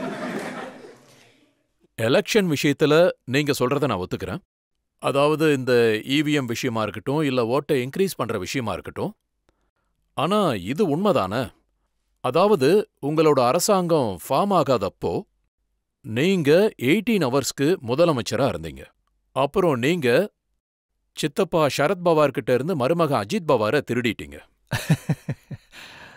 பாருங்க, அந்த 80 மணி நேர அரசாங்கம் அது சித்தப்பா சரத்பவார் கிட்ட பேசிதான் நாங்க அதை முடிவு பண்ணோம். ஏன்னா அந்த நேரத்தில் எங்களுக்கு என்ன தோணுச்சுன்னா, எங்க கூட வெற்றி பெற்ற உத்தவ் தாக்கரே அவர்கள் எங்க முதுகுல கத்தியால குத்திட்டாரு. அவரு எங்க கூட வரலன்னு. அந்த நேரத்தில் சித்தப்பா எங்க கிட்ட தூதரை அனுப்புனாரு. அந்த தூதர் என்ன சொன்னார்னா, நாங்க உங்க கூட வர தயாரா இருக்கோம். அப்ப என்ன தோணுச்சுன்னா, இப்போ இதுதான் சரியான நேரம். ஒருவேளை நமக்குள்ள தப்பான அரசியல் நடந்துகிட்டு இருக்கு, நம்ம ஆளுங்களுக்குள்ளேயே அடிச்சுக்கிட்டு இருந்தாங்கன்னா அப்போ உயிரோட இருக்க வேண்டியது அவசியம்னு. அதனால நாங்க சித்தப்பா கிட்ட பேசினோம். சித்தப்பா தான் எல்லா விஷயமும் முடிவு பண்ணாரு. சித்தப்பா சொன்னதுனால தான் நாங்க எல்லாத்தையுமே முடிவு பண்ணணும். அப்புறம் சித்தப்பா எதுக்கு பின் வாங்கினாருன்னு தெரியல. சித்தப்பா பின் வாங்கினாரு, ஆனா மருமகன் பின் வாங்கல. அப்ப மருமகன் என்ன சொன்னாருன்னா, சித்தப்பா பின் வாங்கிட்டாரு, ஆனா மருமகன் நான் கூட இருக்கேன்னாரு. மருமகன் எங்க கூட வந்ததும் நாங்க வாக்குறுதியை எடுத்தோம். அப்புறம் 80 மணி நேரத்துல எங்க வாக்குறுதியெல்லாம் முடிஞ்சுது. நாங்களும் ராஜினாமா பண்ணிட்டோம். அப்புறம் சரத்பவார் என்ன சொன்னாருன்னா, அவர் இதனால தான் கவர்மெண்ட்டை ஃபார்ம் பண்ணாருன்னா, ஆட்சியை நீக்கிறதுக்காகவும், அப்புறம் காங்கிரஸ் அப்புறம் என்சிபி கூட்டணியோட அரசாங்கத்தை ஃபார்ம் பண்றதுக்காக. பிரசிடென்ட் ரூல் இருக்கு, அதுக்கு அவசியமே இல்ல. சரத்பவார் அவர்கள் எங்களுக்கு கண்டிஷன் போட்டாரு. ஒருவேளை நாம இந்த மாதிரி அரசாங்கத்தை ஃபார்ம் பண்ணணும்னா நான் திடீர்னு யூ டர்ன் எடுக்கிறது கஷ்டம். நீங்க பிரசிடென்ட் ரூல் போடுங்க, அதுக்கப்புறம் நான் மகாராஷ்டிரால வருவேன், அங்க வந்ததுக்கு அப்புறம் நான் இது மாதிரி சொல்றேன். மகாராஷ்டிராவுக்கு ஒரு வலிமையான அரசாங்கம் தேவை. மகாராஷ்டிரா மக்கள் மறுபடியும் தேர்தலை விரும்பல. மகாராஷ்டிரா மக்களோட விருப்பம் என்னன்னா பிஜேபி அப்புறம் என்சிபி சேர்ந்து அதுக்கப்புறம் அரசாங்கத்தை ஃபார்ம் பண்றோன்னு. அதனால நான் ராஜினாமா பண்ணேன். ஏன்னா பிரசிடென்ட் ரூல் வரணும்னு. அப்புறம் பிரசிடென்ட் ரூல் சும்மாலாம் போட மாட்டாங்க. ஆளுநர் அவர்கள் எல்லாருக்கும் லெட்டர் எழுதினார். உங்களுக்கு இதுல விருப்பம் இருக்கா, உங்களுக்கு விருப்பம் இருக்கான்னு. யாருமே இல்லைன்னு சொல்லிட்டாங்க. இதே மாதிரி கடிதத்தை திரு சரத்பவார் பார்ட்டிக்கு எழுதினாரு. அப்புறம் சரத்பவார் அவர்களின் பார்ட்டியோட பதில் என்னோட கம்ப்யூட்டர்ல தான் டைப் ஆச்சு. நாங்க ஆக விரும்பல, நீங்க பிரசிடென்ட் ரூல் போடுங்கன்னு. நாங்க அவங்க கூட சேர்ந்து தான் இப்படி பண்ணோம். அதனால பிரசிடென்ட் ரூலு அவங்க சொன்னதுனால தான் வந்தது. அப்புறம் அதுக்கப்புறம் அவர் ஏன் மாறினாருன்னு தெரியல. அவரு மாறினதுக்கான காரணம் எங்களோட அரசாங்கம் போனதுதான். நீங்க அனுபவம் உள்ள தலைவர். சரத்பவார் நீங்க எப்படி நம்பினீங்க? அவரையே எப்பவும் நம்ப மாட்டாரு. இல்ல பாருங்க, விஷயம் என்னன்னா ஒரு சில டைம் இப்படி நடக்கும். மனுஷன் மாறிடுவான். அதனால எங்களுக்கு என்ன தோணுச்சுன்னா இவர் கூட பேச்சுவார்த்தை எல்லாம் நல்லபடியா நடந்துகிட்டு இருக்கு, இவர் கூட கண்டினியூ பண்ணலான்னு. ஆனா விஷயம் என்னன்னா இந்த பாலிடிக்ஸ்ல ஒரு சில டைம் அவரோட பர்சனாலிட்டி கூட இணையப்பட்டிருக்கு. மக்கள் என்ன சொல்லுவாங்கன்னா சரத்பவார் கூட பாம்பே போக விரும்புனா கல்கத்தாவோட போர்டிங் கார்டை காட்டுவார்னு. இது அதே மாதிரி தான் நடந்திருக்கு. இப்போ இப்படியும் சொல்றாங்க, நீங்க ரொம்ப அவசரப்பட்டுட்டீங்க, திரும்பவும் முதலமைச்சர் ஆகிறதுக்காக அவரை போய் நம்பியிருக்கீங்கன்னு. அப்புறம் அது மட்டும் இல்லாம அஜித் பவாரையும் உங்க கூட சேர்த்துக்கிட்டீங்க. அந்த அஜித் பவாரை பத்தி மோடி அவர்கள் ஒரு பப்ளிக் மீட்டிங்ல சொன்னார். 20 லட்சம் கோடி ஊழலை இவர் செஞ்சிருக்காருன்னு சொன்னார். பாருங்க, முதல் விஷயம் என்னன்னா என்சிபி கூட நாங்க எப்பவுமே காம்ப்ரமைஸ் ஆக விரும்பல. ஓப்பனா சொல்றாத, ஆக விரும்பல. அப்புறம் எங்களோட ஐடியாலஜியும் வேற. ஆனா அரசியல்ல ஒரு நேரம் இந்த மாதிரி கூட வரும். அந்த நேரத்துல நம்ம ரிலவெண்டா இருக்கணும். அப்புறம் நாங்க முழு நம்பிக்கையோட சிவசேனாவை கூட கூட்டிக்கிட்டு, உத்வாம் டாக்கூரை கூட கூட்டிக்கிட்டு அவங்களோட பார்ட்டியும் ஜெயிக்க வச்சோம். நாங்க எங்களோட பார்ட்டியையும் ஜெயிக்க வச்சோம். அப்புறம் நாற்காலிக்காக எப்போ உத்வாம் எங்களுக்கு துரோகம் பண்ணாரோ அப்பவே நாங்க முடிவு பண்ணிட்டோம். பாருங்க, ஒருவேளை இவங்க இந்த மாதிரி அலையன்ஸ் பண்ணி எங்களை இர்ரெலவெண்ட் பண்ணுனா நாங்க ரிலவெண்டா இருக்க வேண்டியது அவசியம். அப்புறம் ரிலவெண்டா இருக்கிறதுக்கு அரசியல்ல ஒரு சில டைம் காம்ப்ரமைஸ் பண்ணியே ஆகணும். அப்புறம் இந்த மாதிரி நான் காம்ப்ரமைஸ்னு ஒத்துக்கிறேன். நாங்க அந்த டைம்ல காம்ப்ரமைஸ் ஆனோம். ஆனா நான் ஒரு விஷயம் சொல்றேன், நாங்க காம்ப்ரமைஸ் ஆகி அரசாங்கத்தை ஃபார்ம் பண்ணோம். எங்களோட ஐடியாலஜி விட்டு கொடுக்கல. நாங்க எங்க ஐடியாலஜில ஸ்ட்ராங்கா இருக்கோம். அந்த ஐடியாலஜில தான் அரசாங்கத்தை நடத்திக்கிட்டு இருக்கோம். இதுக்கப்புறமும் நடத்துவோம். அந்த நேரத்தோட டிமாண்ட் என்னன்னா, இதுவும் ஒரு விதத்துல ஒரு போராட்டம் தான். போராட்டத்துல நம்ம ரிலவெண்டா இல்லைன்னா முடிஞ்சு போயிடுவோம்.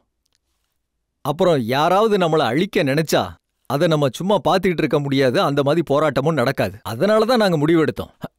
நானும் இதை எத்தனையோ டைம் சொல்லியிருக்கேன், நாங்கள் என்சிபி கூட கூட்டணி வச்சுக்க மாட்டோம். ஆனால் மாற வேண்டியதாயிருச்சு. நாங்கள் மாறணும். இதுக்காக நான் உங்களை பாராட்டியே ஆகணும். அரசியல்ல யாருமே நாங்க காம்ப்ரமைஸ் ஆனோன்னு சொல்லி ஒத்துக்கவே மாட்டாங்க. ஆனா நீங்க ஒத்துக்கிட்டீங்க. இது ரொம்ப நல்ல விஷயம்னு நினைக்கிறேன். அப்புறம் நீங்க எதையும் பாப்பீங்கல்ல, யாருக்கு எதிரா இடி என்கொயரி பண்ணிட்டு இருக்கோ, யாருக்கு எதிரா சிபிஐ என்கொயரி பண்ணுதோ, யாருக்கு எதிரா இன்கம் டாக்ஸ் என்கொயரி நடந்துட்டு இருக்கோ, இந்த எல்லா ஏஜென்சிஸும் தப்பா ப்ரூவ் ஆயிடுச்சு. பாருங்க, முதல் விஷயம், நீங்க பாத்தீங்கன்னா யார் எங்க கூட வந்தாங்களோ அப்புறம் அவங்களுக்கு எதிராக என்கொயரி நடந்துச்சோ, இந்த மாதிரி ஒரு என்கொயரி கூட ஸ்டாப் ஆகல.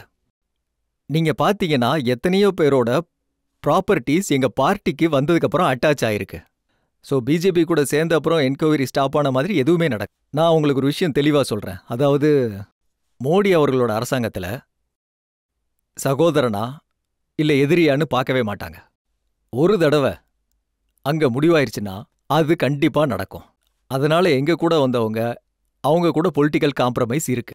ஆனால் அவங்கள யாரு மேலே என்கொயரி போய்கிட்டு இருந்ததோ அது இன்னைக்கு நடந்துகிட்டு இருக்கு. சில ப்ராப்பர்ட்டிஸ் இன்னைக்கு கூட ஜப்தி ஆயிருக்கு. எங்க கூட சேர்ந்ததுக்கு அப்புறமும் ஜப்தி ஆயிருக்கு.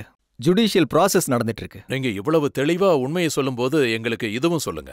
அஜித் பவார் கூட உங்களுக்கு இந்த டீல் நடந்திருக்கும்ல, உங்க கேசஸ் அமைக்கிடலான்னு? இல்லைன்னா யார் இப்படி திடீர்னு வந்து சேருவாங்க? இப்போ உங்களுக்கு ஏன் அளவுக்கு மோடிஜியை பத்தி நல்லா தெரியும். மோடிஜி டீல் பண்றவர் கிடையாது. அப்புறம் மோடிஜி பார்ட்டியில உள்ளவங்க யாருமே டீல் பண்ண முடியாது. அஜித் பவார் அவர்கள் எங்க கூட வந்தது எந்த கண்டிஷனும் இல்லாம. அப்புறம் ஜுடிஷியல் ப்ராசஸ் என்னெல்லாம் இருக்கோ அதுல யாருமே தலையிட மாட்டாங்க. அந்த ஜுடிஷியல் ப்ராசஸ் நடந்துகிட்டே தான் இருக்கும்.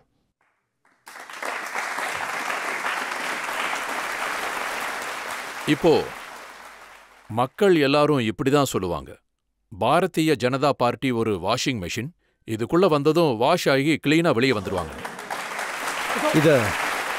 இது ரிவர்ஸா கூட நம்மளால சொல்ல முடியும்.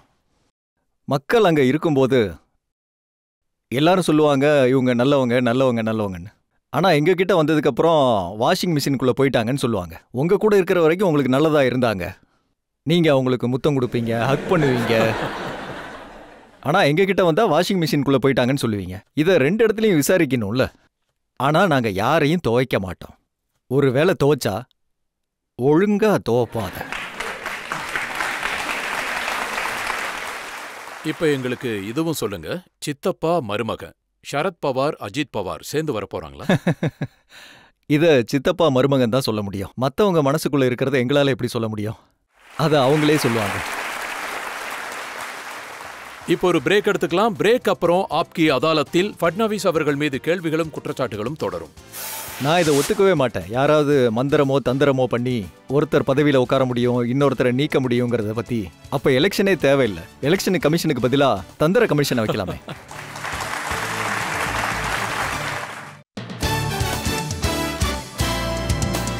Welcome back. ஆப்கி அதாலத்தில் இன்னைக்கு நம்மளோட கெஸ்ட் மகாராஷ்டிர முதலமைச்சர் தேவேந்திர ஃபட்னவிஸ். ஆப்கி அதாலத்தில் அடுத்த குற்றச்சாட்டு. ஆப்கி அதாலத்தில் மகாராஷ்டிராவின் முதலமைச்சர் தேவேந்திர ஃபட்னவிஸ் மீது உள்ள குற்றச்சாட்டு. இவர் பார்ட்டிஸ உடைக்கிறதுல கில்லாடி. நீங்க உத்தம் தாக்கரேவை முதலமைச்சர் பதவியிலிருந்து நீக்கினதுக்கு அப்புறம் அவங்களுடைய பார்ட்டி பிரேக் ஆச்சு. அவர் மக்கள்கிட்ட என்ன சொல்றாருன்னா, பிஜேபி காரங்களுக்கு கல்யாணம் நடந்தாலும் போகாதீங்க, அப்புறம் உங்க கல்யாணத்துக்கு அவங்கள கூப்பிடாதீங்கன்னு சொல்றாரு. அவங்க வந்தா சாப்பாடு சாப்பிடுவாங்க, அப்புறம் மணப்பெண் இருக்காங்கல்ல அவங்கள கூட்டிட்டு மாயமாகி இன்னொரு கல்யாணத்துக்கு போயிடுவாங்கன்னு சொல்றாங்க. பாருங்க, அவங்க கூட பிரச்சனை என்னன்னா, அவங்க ஒருத்தரோட கல்யாணத்துக்கு போனாங்கன்னா அவங்களுக்கு அவங்க தான் மாப்பிள்ளைன்னு தோணும்.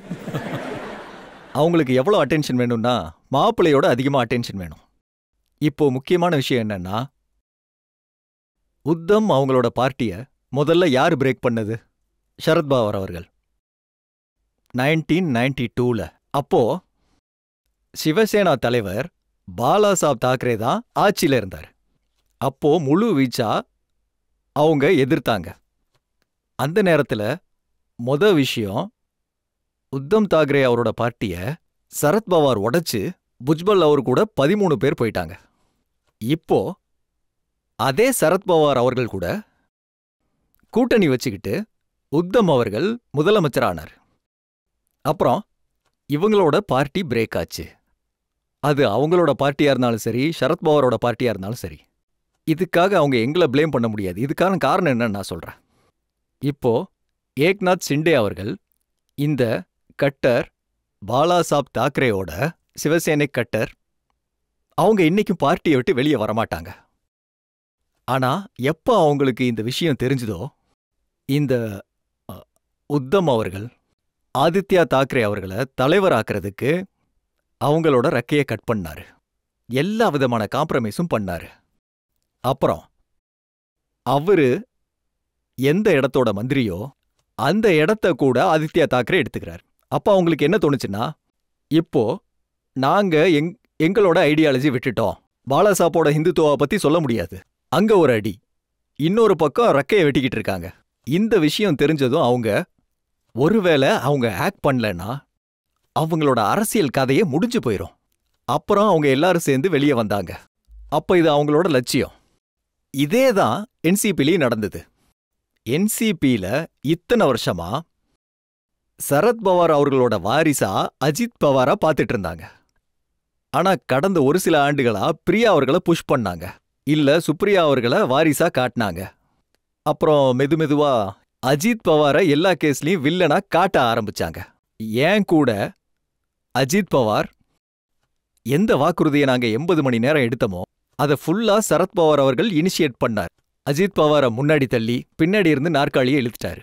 இதே மாதிரி எப்ப சரத்பவார் அவர்கள் இப்ப நடுவுல ராஜினாமா கொடுத்தாரு, அப்பவே அது முடிவாயிருச்சு. இவர் ராஜினாமா பண்ணுவாரு, அவங்க 2 பேர் கையிலையும் பார்ட்டியை கொடுப்பாரு. அதனால அஜித் பவார் முன்னாடி வந்தாரு. அப்புறம் அவரோட ராஜினாமாவை வாபஸ் வாங்கி அஜித் பவாரை வில்லன் ஆக்கிட்டாரு. ஸோ ஒரு விதத்துல அஜித் பவார் அவர்களுக்கு இது தெரிஞ்சிருக்கு. அதாவது இதுக்கு மேல அவரோட அரசியல் ஓடாதுன்னு, அவரை அழிக்க போறாங்கன்னு. இப்போ இது மாதிரி அவங்க மெதுவா வில்லனா மாத்திட்டு இருந்தா அவரால பார்ட்டியில இருக்க முடியாது. அந்த நேரத்துல தான் அவர் வெளியே வந்தாரு, இந்த மாதிரி பார்ட்டி இருக்கு அப்படின்னு. இவங்களுக்கு உள்ள லட்சியம்தான் காரணம். இங்க பாருங்க சார், உத்தம் தாக்கரே முதலமைச்சர், எல்லா மிஷனரிஸ், போலீஸ், இன்டெலிஜென்ஸ் எல்லாமே அவர்கிட்ட இருக்கு. அதையும் மீறி எம்எல்ஏஸ் அவர்கிட்ட இருந்து பறிச்சுட்டு போயிட்டாங்க. பாருங்க, இதுக்கு என்ன காரணம்? அங்க உத்தம் அவர்களுக்கு எம்எல்ஏஸ் கூட இருந்த கனெக்ஷன் முடிஞ்சு போச்சு. உத்தம் அவர்களோட எம்எல்ஏஸ் அவரை சந்திக்க கூட முடியாது. அவங்க எப்பயுமே அந்த கேட்ல இருந்து திரும்பி போயிருவாங்க. ஏன்னா அவங்கள அங்க எத்தனையோ பேர் இருக்காங்க. அவங்க பல வருஷமா பாலாசாப் தாக்கரே கூட இருந்திருக்காங்க. அவர் கூடயும் அவங்க தலைமையிலையும் வேலை பார்த்திருக்காங்க. கட்டர் ஹிந்துத்துவா வாத்தியா. அப்புறம் உத்தம் அவர்கள் ஒரு விதத்துல ஹஃபீஸ்மெண்ட் கொள்கையை ஆரம்பிச்சிட்டாரு. இப்ப எப்படி காங்கிரஸ் பார்ட்டி ஹஃபீஸ் பண்ணுவாங்களோ அதே மாதிரி உத்தம் அவர்களும் ஹஃபீஸ்மெண்ட் பண்றாரு. அவங்க சஃபகேட் ஆகிக்கிட்டு இருக்காங்க. அவங்களுக்கு புரிய மாட்டேங்குது அடுத்த தேர்தல்ல மக்கள் கிட்ட என்ன கொண்டு போவோம் அப்படின்னு. அவங்க எல்லாரும் இந்த சஃபகேஷன்ல தான் இருந்தாங்க. அப்புறம் உத்தம் அவர்கள் எந்த இடத்துல இருந்தாரோ அவருக்கு பூமியே தெரியல. அந்த இடத்துல இருந்து அப்படியே போயிட்டாரு. ஆனா நீங்க சப்போர்ட் பண்ணிருப்பீங்க, அவங்களுக்கு உதவி செஞ்சிருப்பீங்க. ஆமா, அதுக்கப்புறம் எப்படி நீக்க முடியும்? பாருங்க, நாங்க அரசியலுக்குள்ள சும்மா விளையாடுறதுக்காக ஒன்றும் வரவே இல்லையே. ஸோ அவர் போனதும் எங்களுக்கு அதில் ஆப்பர்ச்சுனிட்டி தெரிஞ்சுது. அவர் வெளியே வந்ததும் நாங்கள் அவரை காண்டாக்ட் பண்ணோம். அப்புறம் எங்களால் என்ன பண்ண முடியுமோ அதை பண்ணோம். மற்றபடி அவங்களாவே ஸ்பிளிட் ஆனதுல எங்களுக்கு சம்பந்தமே இல்லை. ஸ்பிளிட் ஆனதுக்கு அப்புறம் எங்களுக்குள்ள பொலிட்டிக்கல் ஆப்பர்ச்சுனிட்டி இருந்தது, அதை யூஸ் பண்ணிக்கிட்டோம். உத்தம் அவர்கள் நீங்க என்ன பண்ணீங்கன்னு சொன்னாரு. அவர் என்ன சொன்னார்னா, தேவேந்திர அவர்கள் என்ன பதவியை விட்டு நீக்கிறதுக்கு மாய மந்திரம் பண்ணாருன்னு சொன்னார். தேவேந்திர பட்னவிஸ் அவர்கள் மாட பலி கொடுத்தாரு, எலுமிச்சம் பழம் வச்சாரு, மிளகாயை எரிச்சாரு, மந்திரம் தந்திரம் பண்ணாருன்னு சொன்னாரு. பாருங்க, இந்த மாதிரி மந்திர விஷயங்கள் யார் சொல்றாங்களோ அவங்களால தான் பண்ண முடியும். நான் மந்திரத்துல பிலீவ் பண்றவன், தந்திரத்துல பிலீவ் பண்ற ஆளே கிடையாது. ஆனா ஒருவேளை பூஜை ஏதாவது செய்யணும்னா அப்போ ஒருத்தருக்குள்ள இருக்கிற தீய எண்ணம் நீங்கிடுச்சுன்னா அப்போ கண்டிப்பா பூஜை பண்ணுவேன். ஆனா நான் இதெல்லாம் நம்ப மாட்டேன். ஏதாவது தந்திரம் மந்திரம் பூஜை பண்ணி பதவி அடைய முடியும், ஏதாவது பண்ண முடியுங்கிறது. அப்போ தேர்தலுக்கு அவசியமே இல்லையே. ஏதாவது தந்திர கமிஷன் வச்சு தேர்தல் வின் பண்ணலாமே. யார் எல்லாரை விட நல்லா தந்திரம் பண்றாங்களோ, அப்புறம் யார் எல்லாரை விட நல்லா பலி கொடுக்கறாங்களோ அவங்க சீஃப் மினிஸ்டர் ஆவாங்க.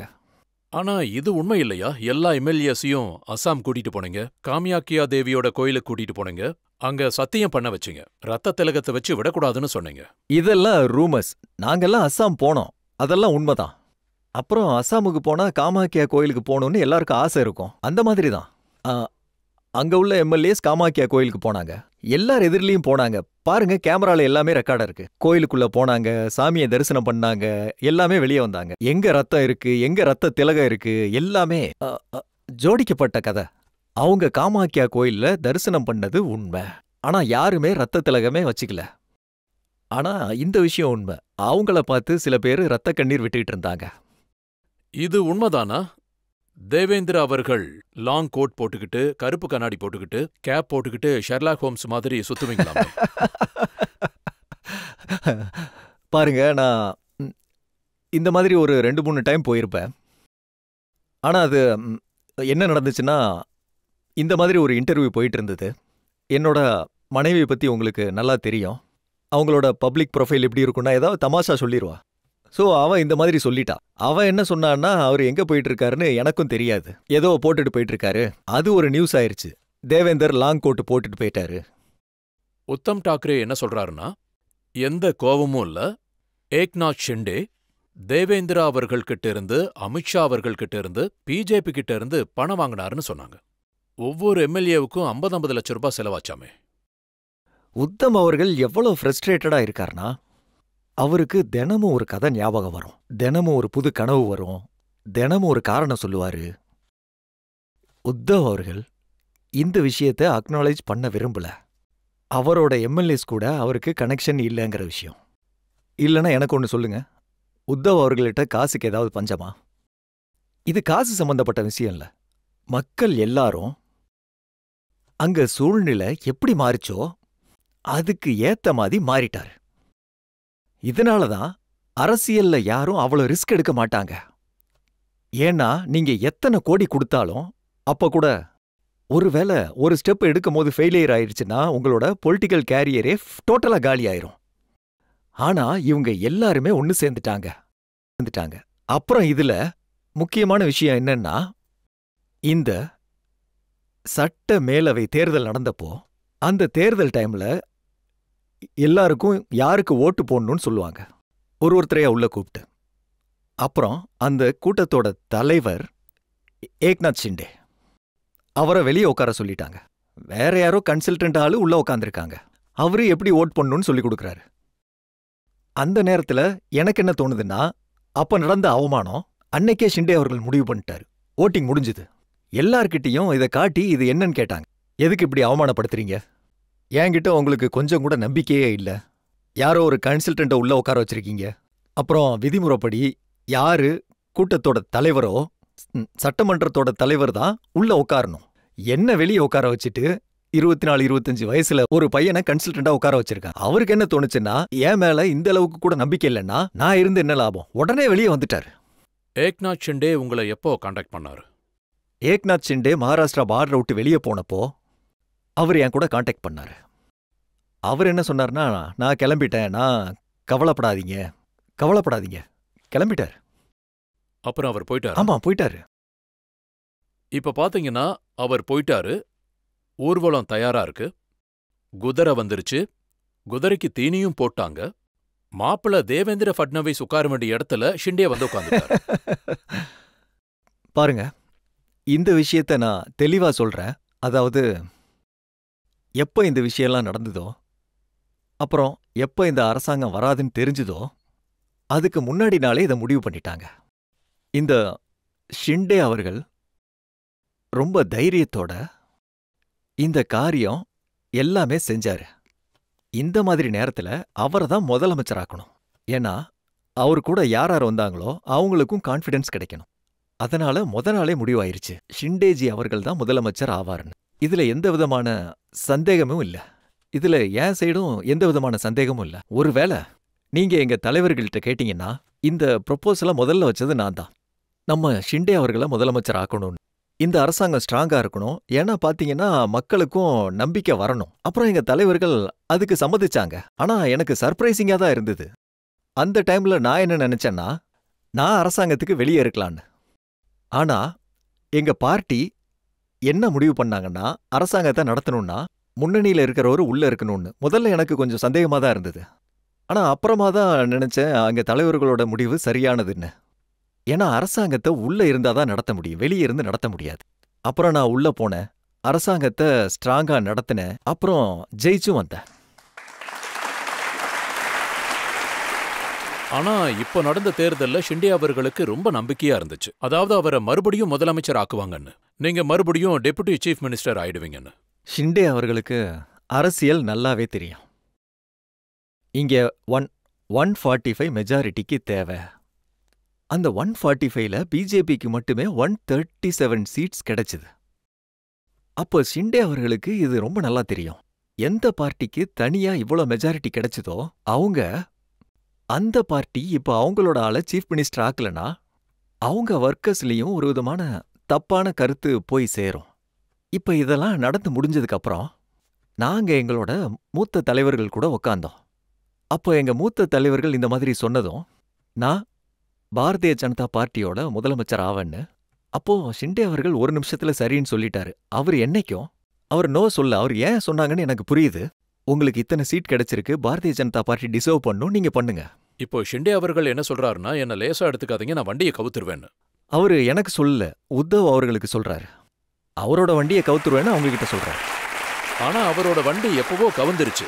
அப்புறம் அவரோட குதிரையும் ஓடி போயிருச்சு. அவர் இப்போ இந்த வண்டியில தான் இல்ல, இருக்காரு. இப்போ அடிக்கடி அவங்கள பத்தி தான் சொல்லுவார் அவரு. அவர் இப்ப கூட ஷிண்டே அவர்களை லேசா எடுத்துப்பாரு. அவரு ஞாபகப்படுத்துவாரு, இப்ப கூட எனக்கு வண்டியை கவுக்கிறதுக்கு சக்தி இருக்குன்னு.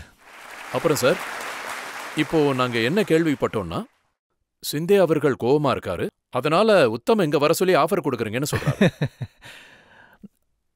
முதல் விஷயம், ஷிண்டே அவர்களுக்கு கொஞ்சம் கூட கோபம் இல்ல.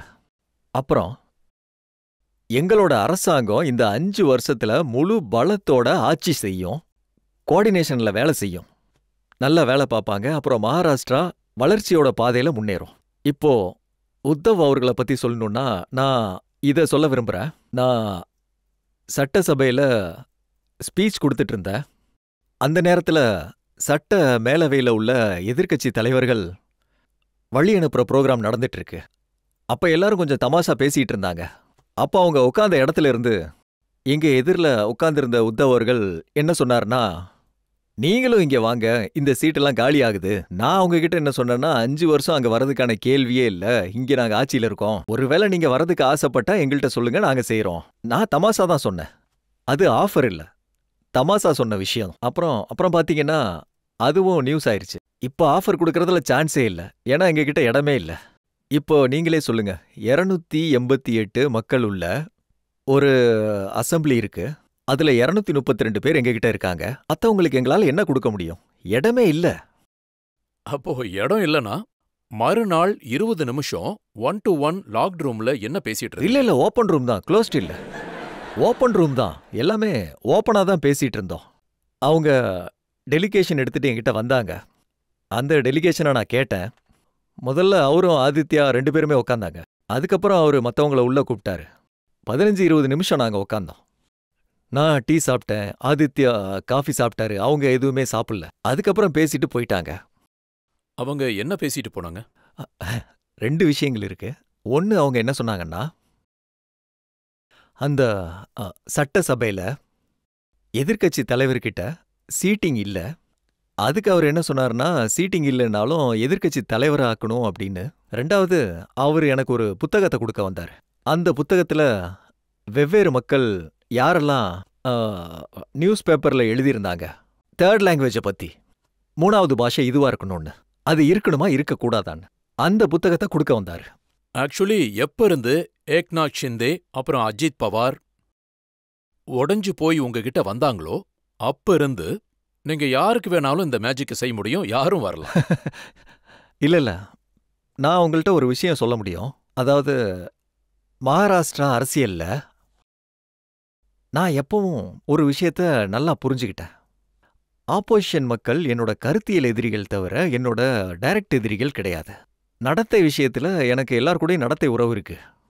ஆனா அதுக்காக இது அர்த்தம் இல்ல இப்போ பார்ட்டிகள் மாறிடும்னு. இப்போ இப்படிதான் இருக்கும், இந்த காம்பினேஷன் தான் இருக்கும், எந்த மாற்றமுமே இல்லை. அப்புறம் இந்த மாதிரி எதுவும் நடந்துராதே. என்னைக்காவது ஒரு நாள் ஷிண்டே அவர்களுக்கு வயிற்று வலி வந்து ட்ரீட்மெண்ட்டுக்காக அவரு தானேக்கு போயிடுவாராமே. இல்ல, மும்பைல நல்ல ஹாஸ்பிட்டல்ஸ் இருக்கு. இப்போ வயித்துல அவருக்கு எந்த வலியுமே இல்ல. பப்ளிக்ல இருந்து கேள்வி கேட்கலாம். இப்போ உங்களுக்கு தோணுதா உத்தம் தாக்கரே வந்து அகாடி பார்ட்டியில இருந்து பிரிஞ்சிடுவாருன்னு? மகா விகாஸ் அகாடியை விட்டுட்டு ஆமா, பாருங்க, தாக்கரே அவர்கள் எதுவும் செய்ய முடியும், அங்க இருக்கவும் முடியும், தனியாவும் போக முடியும். உத்தம் தாக்கரே எப்படிப்பட்டவர்னா, அவர் என்ன முடிவெடுப்பாருன்னு யாராலையும் சொல்ல முடியாது. ஒரு சில டைம் அவருக்கே என்ன முடிவெடுப்பாருன்னு தெரியாது, ஏன்னா அவரு கடைசி நிமிஷத்துல முடிவெடுப்பாரு. இப்போ எனக்கு என்ன தோணுதுன்னா, அவரு அங்க இருப்பாருன்னு. ஏன்னா என்னால முழு நம்பிக்கையோட சொல்ல முடியாது அவரு அங்க இருப்பாருன்னு. இந்த எல்லா விஷயங்களையும் ஒப்பிட்டு பார்த்தா சட்டசபையில உங்களோட தமாசு, தனியா அவங்க கூட மீட்டிங், அப்புறம் உங்களோட மகா விகாஸ் அகாடிய பத்தி ஏதாவது சொல்றது, சோ இதுக்கு அர்த்தம் தேவேந்திருக்கும் உத்தம் தாக்கரேக்கும் ஏதோ பிரச்சனை நடந்துட்டு இருக்குன்னு அர்த்தம். இல்ல, அவங்க என்ன சொன்னாங்கன்னா, மகா விகாஸ் அகாடியில இந்தியா அகாடி சிட்டிங் நடக்கணும்னு. அப்புறம் அவரு இந்தியா அகாடிக்கு போனாரு. அவர் தான் டிமாண்ட் பண்ணாரு, இந்தியா அகாடி இவ்வளவு நாள் சந்திக்கலன்னு. இத்தனை எலெக்ஷன் நடந்துட்டு இருக்கு, அவரு சொன்னதுனால இந்தியா அலையன்ஸ் அதுல அவரு இந்தியா அலையன்ஸை சிட்டிங் கூப்பிட்டாரு. அவங்க ஒரு சிட்டிங் கூப்பிட்டாங்க. அப்புறம் அவரு இந்தியா அலையன்ஸ் சிட்டிங்ல போய் எல்லார்கிட்டையும் ரொம்ப நல்லா பேசினாரு. அதனால அவரு இந்தியா அலையன்ஸ்ல இருக்காரு.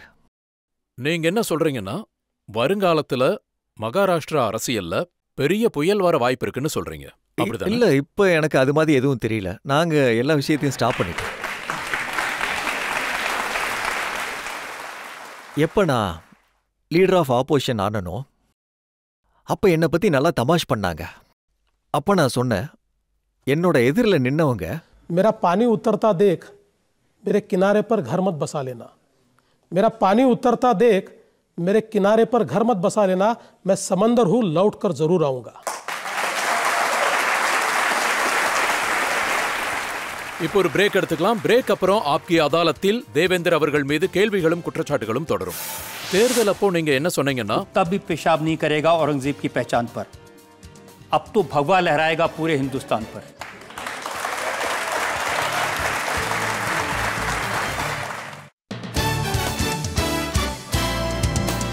Welcome back. ஆப்கி அதாலத்தில் இன்னைக்கு உங்களோட கெஸ்ட் மகாராஷ்டிராவின் முதலமைச்சர் தேவேந்திர ஃபட்னவிஸ் மீது ஆப்கி அதாலத்தில் அடுத்த குற்றச்சாட்டு.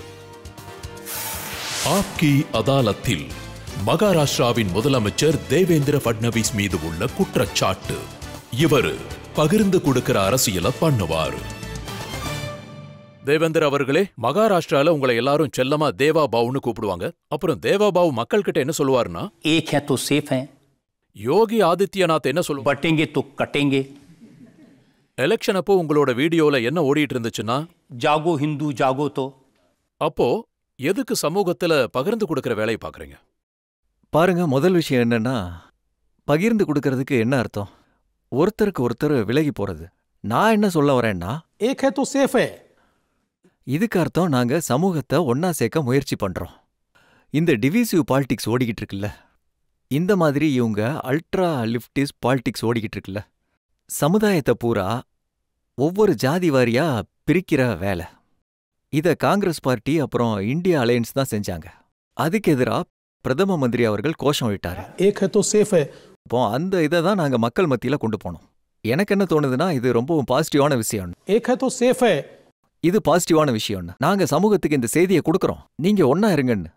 நாங்க எப்போ அவங்கள பிரிஞ்சிருக்க நீங்க சொன்னோம்? ஹிந்து जागो हिंदू जागो. तो முஸ்லிம்கள் ஆமா. விழித்திருக்க கூடாதா? அவங்க தூங்கவே இல்லை. அவங்க தூங்கவே மாட்டாங்க.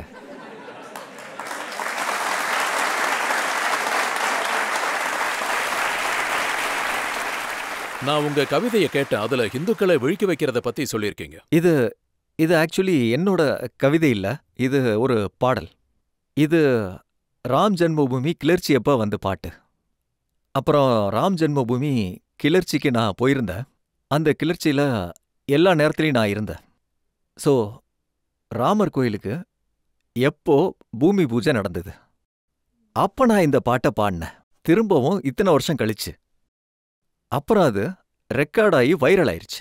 அப்புறம் அது தேர்தலையும் ஓடுச்சு. உங்களுக்கு தெரியும்ல, ரீகால் வேல்யூ இருக்கும்னு. உங்களுக்கு அந்த பாட்டு ஞாபகம் இருக்கா? हाँ, जागो तो एक बार हिंदू जागो तो, जागी थी झांसी की रानी खूब लड़ी पर हार न मानी, मचा दिया संग्राम जागो जागो तो, जागे थे वीर शिवाजी भागे सारे दुश्मन पाजी, चमक उठी तलवार जागो जागो तो, जागे थे गुरु गोविंद प्यारे देश पे अपने लाल थे वारे, लुटा दिया परिवार जागो जागो तो, जागे थे भगत सिंह दीवाने फांसी झूले हार न माने, मचा दिया संग्राम जागो जागो तो. இது ரொம்ப நல்ல பாட்டு.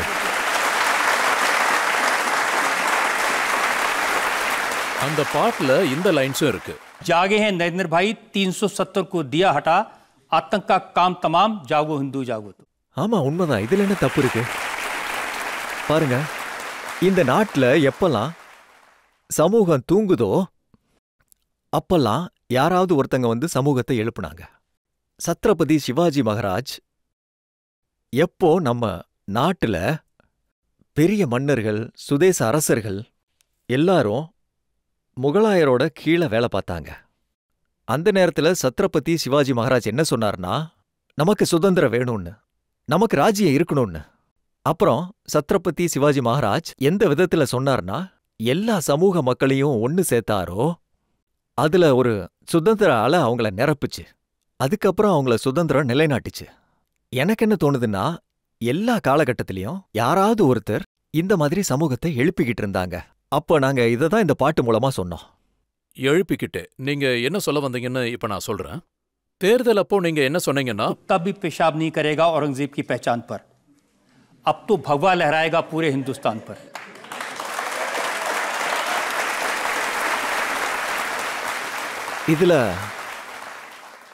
அதுல ஒரு தப்பு நடந்துருச்சு, சின்ன தப்பு நடந்துருச்சு.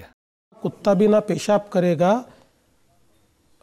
औरंगजेब की पहचान पर, अब तो भगवा लहराएगा पूरे पाकिस्तान पर।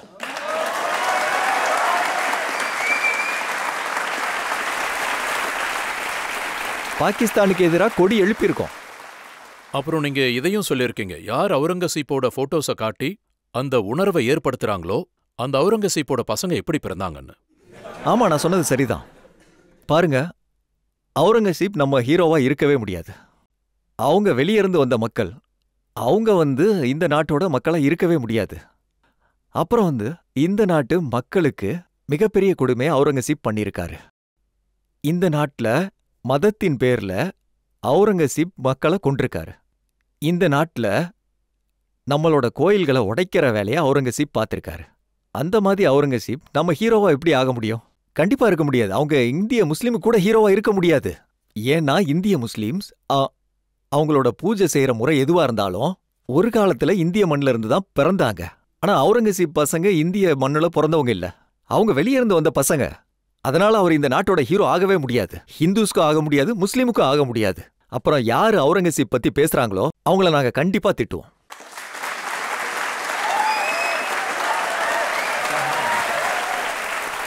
இப்போ அவுரங்கசீப் பூமிக்கடியில போய் 400 வருஷம் ஆச்சு. ஆனா மகாராஷ்டிரால நீங்க முதலமைச்சரா இருக்கீங்க, உங்க அரசாங்கம் இருக்கு. நீங்க என்ன சொல்றீங்கன்னா, ஹிந்துஸும் விரும்ப மாட்டாங்க, முஸ்லிம்ஸும் விரும்ப மாட்டாங்க. அப்புறம் அவருக்கு எதுக்கு சமாதி கட்டியிருக்காங்க? சமாதிங்க எப்ப இருந்தோ கட்டுறாங்க, அது இன்னைக்கு கட்ட ஆரம்பிச்சது இல்ல.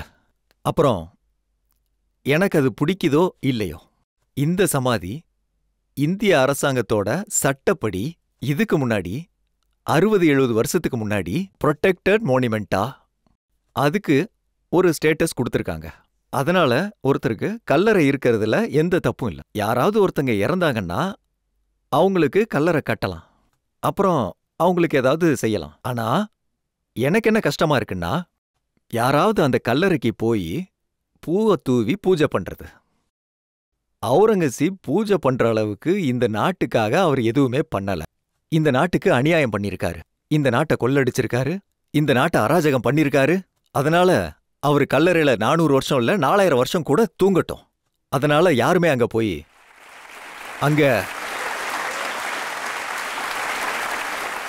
அங்க யாராவது போய் அவருக்கு கடவுளோட ஸ்டேட்டஸ் கொடுத்தா எங்களால பொறுத்துக்கவே முடியாது.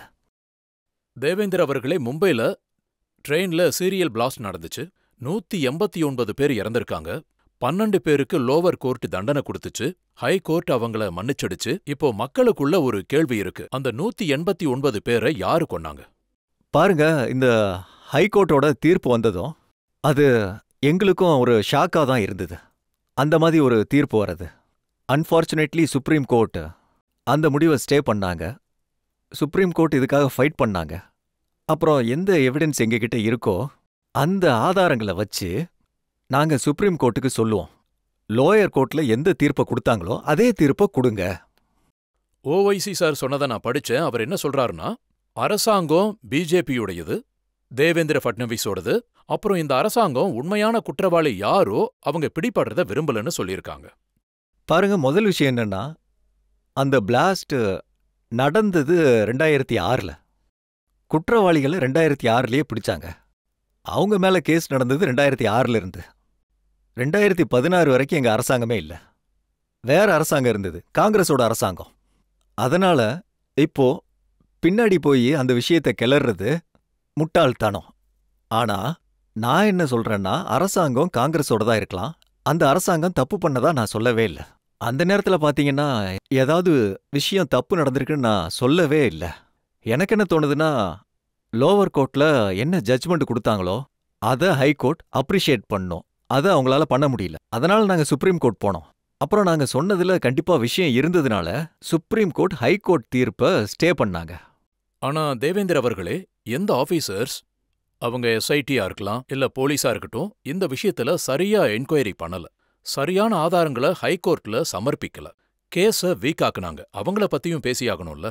பாருங்க, முதல் விஷயம் என்னன்னா, அவங்க ப்ராசிக்யூஷனுக்காக என்ன ஆதாரங்கள் சேகரிச்சாங்களோ அதை பேஸ் பண்ணி தான் லோயர் கோர்ட் அவங்களுக்கு தூக்கு தண்டனை கொடுத்துருக்காங்க. ஹை கோர்ட்டுக்கு தூக்கு கன்ஃபர்மேஷனுக்காக போனாங்க. அப்புறம் ஹை கோர்ட் திரும்பவும் எக்ஸாமினேஷனோ இல்லை கிராஸ் எக்ஸாமினேஷனோ பண்ண மாட்டாங்க. ஃபேக்ஸோட ஆதாரத்தை வச்சு அவங்க முடிவெடுப்பாங்க. சில காரணங்களால ஹை கோர்ட் என்ன தோணுச்சுன்னா, லோவர் கோர்ட் தீர்ப்பு சரியில்லை, அதனால தான் அந்த மாதிரி தீர்ப்பு கொடுத்தாங்கன்னு. இப்போ சுப்ரீம் கோர்ட் அதுக்கு ஸ்டே கொடுத்ததுனால இந்த மாதிரி நேரத்துல அந்த அதிகாரிங்க மேல ஆக்ஷன் எடுத்தாங்க. அது ஒரு விதத்துல அப்ப நடந்த அநியாயம்.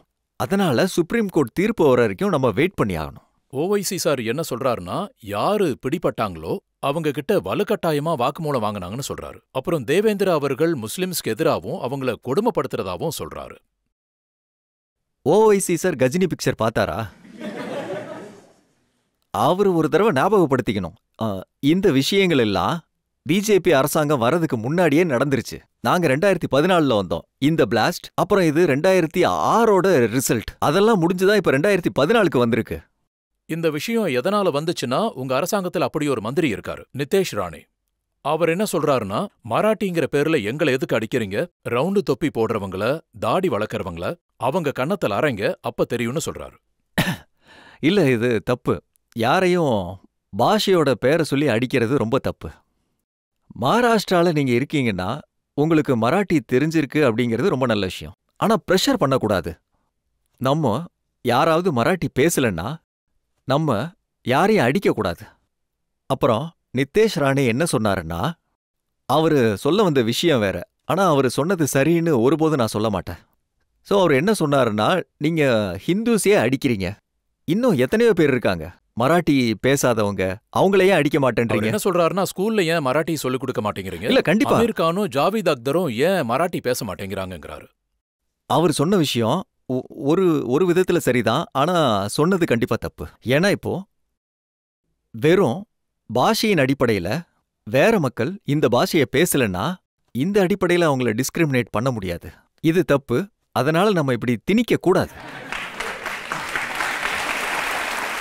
மராட்டிய பத்தி உங்கள யாராவது ஏதாவது கேள்வி கேட்கறீங்களா? மும்பைல மராட்டிய பாஷைன்ற பேர்ல அடிச்சிட்டு இருக்காங்க, மிரட்டுறாங்க, பயமுறுத்துறாங்க. உங்க அரசாங்கம் ஏன் எதுவும் செய்ய மாட்டீங்க? பாருங்க, 2-3 சம்பவம் கண்டிப்பா நடந்திருக்கு. அப்புறம் யார் இப்படி பண்றாங்களோ அவங்க மீது எங்க அரசாங்கம் நடவடிக்கை எடுப்போம். முதல் விஷயம் நான் என்ன சொல்றேன்னா, மகாராஷ்டிரால மராட்டி கத்துக்க வேண்டியது கம்பல்சரி. நாங்க அதை கம்பல்சரி ஆக்கியிருக்கோம். அதுல எங்களுக்கு எந்த காம்ப்ரமைஸும் இல்ல. மகாராஷ்டிரால மராட்டி பேசியே ஆகணும்னு அவங்கள கட்டாயப்படுத்துறது இதுவும் தப்பு கிடையாது. ஆனா யாராவது மராட்டி பேசலன்னா அவங்கள அடிக்கிறது எங்க அரசாங்கத்தோட வேலை கிடையாது. அந்த மாதிரி யாராவது பண்ணாங்கன்னா அவங்க மேல கண்டிப்பா நாங்க நடவடிக்கை எடுப்போம். உங்களோட பார்ட்டியோட சீனியர் எம்பி நிஷிகாந்த் துபே அவர் என்ன சொன்னார்னா, மகாராஷ்டிரா மக்கள் பீகாருக்கு வாங்க, யூபிக்கு வாங்க, தமிழ்நாட்டுக்கு வாங்க, உங்களை பிடிச்சு அடிப்போம்னு சொல்லியிருக்காரு. பாருங்க, இதுவும் தப்பு. ஆக்சுவலா அவர் சொன்னதை நான் முழுசா பார்க்கல. ஆனா ஒருவேளை அப்படி சொல்லியிருந்தாருன்னா அதுவும் தப்பு. ஏன்னா நம்ம எங்க போய்கிட்டு இருக்கோம், எதுக்கு இப்படிலாம் நடந்துகிட்டு இருக்கு. அப்புறம் நான் முக்கியமா நம்ம மராட்டி சகோதரர்கள்ட்ட சொல்ல விரும்புறேன், நம்மளோட கலாச்சாரம் என்ன, நம்மளோட வரலாறு என்ன. மராட்டியர்கள் மகாராஷ்டிரா வரலாறுக்காக சண்டை போடல. இந்த நாட்டுல ஹிந்து சுதந்திரத்தை தயார் பண்ணவங்க மராட்டியர்கள். மராட்டால பானிபட் போர்ல யார் சண்டை போட்டாங்க? அமக்ஷா ஆப்தானி தான் இப்படி சொன்னாரு, பஞ்சாப் பலுஜிஸ்தானை எங்களுக்கு கொடுத்துருங்க, மத்த இடங்களை நீங்களே வச்சுக்கங்க, மொத்த இந்தியாவையும், அதுக்கப்புறம் அவங்கள ரெக்கக்னைஸ் பண்ணுவேன்னு சொன்னாரு. மராட்டியர்கள் நினைச்சிருந்தா அவங்க கூட காம்ப்ரமைஸ் ஆயிருக்கலாம். ஆனா மராட்டியர்கள் ஒரு இன்ச்சு இடத்த கூட கொடுக்க மாட்டேன்னு சொன்னாங்க. இது எங்க நாட்டோட இடம். அப்புறம் அங்க பானிபட்ல போய் மராட்டியர்கள் சண்டை போட்டாங்க, லட்சக்கணக்கான மராட்டியர்கள் இறந்தாங்க. அப்புறம் 10 வருஷம் கழிச்சு இந்த தில்லிய மராட்டியர்கள் ஆக்கிரமிச்சாங்க, அப்புறம் கொடிய நட்டினாங்க. இது மராட்டியர்களோட வரலாறு. இந்த மராட்டியர்கள் இந்த அளவுக்கு கீழ்த்தரமா போக முடியாது. பாருங்க, இதெல்லாம் வெறும் அரசியல். பொதுமக்களுக்கு மராட்டியர்கள் மீது அன்பு இருக்கு. பாஷைக்காக மட்டும்தான் அவங்க போராடுறாங்க. அதுக்காக அவங்க இம்சை பண்ற அளவுக்கு மோசமானவங்க இல்ல. ராஜ் டாக்கரே என்ன சொல்றாருன்னா, நிஷிகாந்த் துபேக்கு பதில் சொன்னாருன்னு சொல்றாரு. நீ மும்பைக்கு வா, கடல்ல உன்னை முக்கியே கொன்னுடுவேன்னு சொல்றாரு. அங்க இவங்கள தரையில அடிச்சு கொள்ளுவாங்க, இங்க இவங்கள தண்ணியில போட்டு அடிப்பாங்க. இந்த ரெண்டுத்தையும் நாங்க சப்போர்ட் பண்ணவே மாட்டோம். யார் வந்தாலும் நாங்க அவங்கள வெல்கம் பண்ணுவோம்.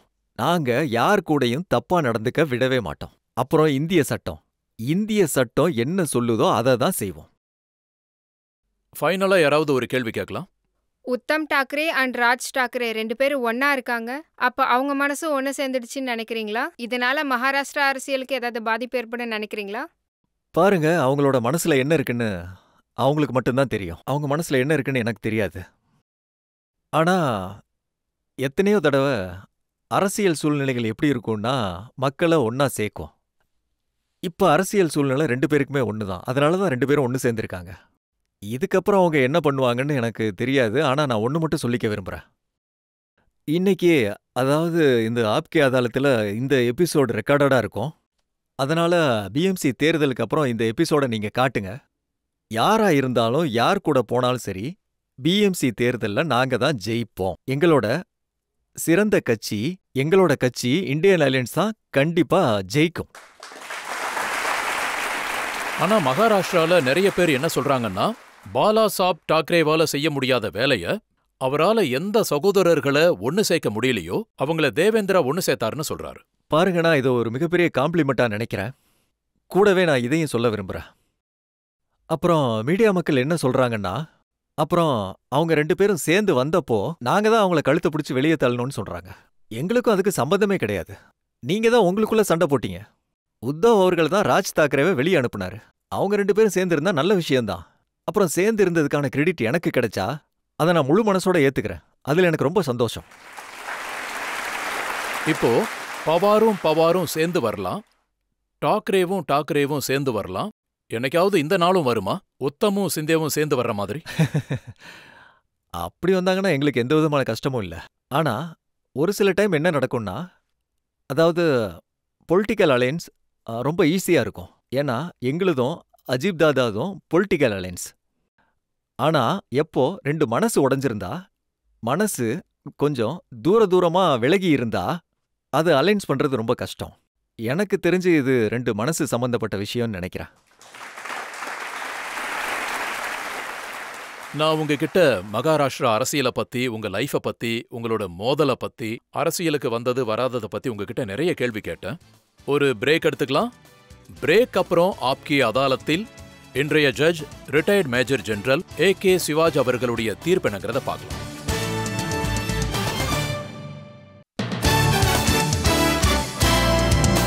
Welcome back. ஆப்கி அதாலத்தில் இன்னைக்கு நாம வழக்க தொடர்ந்தது மகாராஷ்டிரா முதலமைச்சர் தேவேந்திர ஃபட்னவிஸ் மீது. இன்றைய ஆப்கி அதாலத்தில் இன்றைய judge retired major general A K Siwach அவர்களுடைய தீர்ப்பை பார்க்கலாம். மகாராஷ்டிராவின் சிஎம் தேவேந்தர் அவர்களே, உங்கள் மீது நிறைய குற்றங்கள் சுமத்தப்பட்டிருக்கு. சில பொலிட்டிக்கல் சார்ஜஸும் சுமத்தப்பட்டிருக்கு. அது உங்களுக்கு ரொம்ப அன்கம்ஃபர்டபுளா இருந்துச்சு. ஆனா நீங்க அதுக்கு உண்மையான மனசோட நீங்க சரியா பதில் சொன்னீங்க. அப்புறம் இது பாராட்டத்தக்க விஷயம். அப்புறம் இதுவும் உண்மைதான். அப்புறம் இந்த மாதிரி சில பேர் குற்றச்சாட்டுகளும் சுமத்துனாங்க. அதாவது பாஷையை பத்தி. அதுக்கும் நீங்க தெளிவா பதில் சொன்னீங்க. அதாவது இந்தியாவுக்குள்ள எந்த பாஷை பேசுற மனுஷங்க எந்த இடத்துக்கு வேணாலும் போகலான்னு நீங்க சேர்ப்பீங்க, ஆனா உடைக்க மாட்டீங்க. எனக்கு தெரிஞ்சு இது ரொம்ப நல்ல விஷயம். நானும் ஒன்னு சொல்ல விரும்புறேன். दायरों से डर के नौका पार नहीं होती, हिम्मत करने वालों को कभी हार नहीं होती। नन्ही चिट्टी जब दाना लेकर चढ़ती है, चढ़ती दीवारों पर 100 बार फिसलती है। मन का विश्वास रंगों से सांस भरता है, चढ़कर गिरना गिरकर चढ़ना ना अखराता है। मेहनत उसकी बेकार हर बार नहीं होती, हिम्मत करने वालों की कभी हार नहीं। அருமை.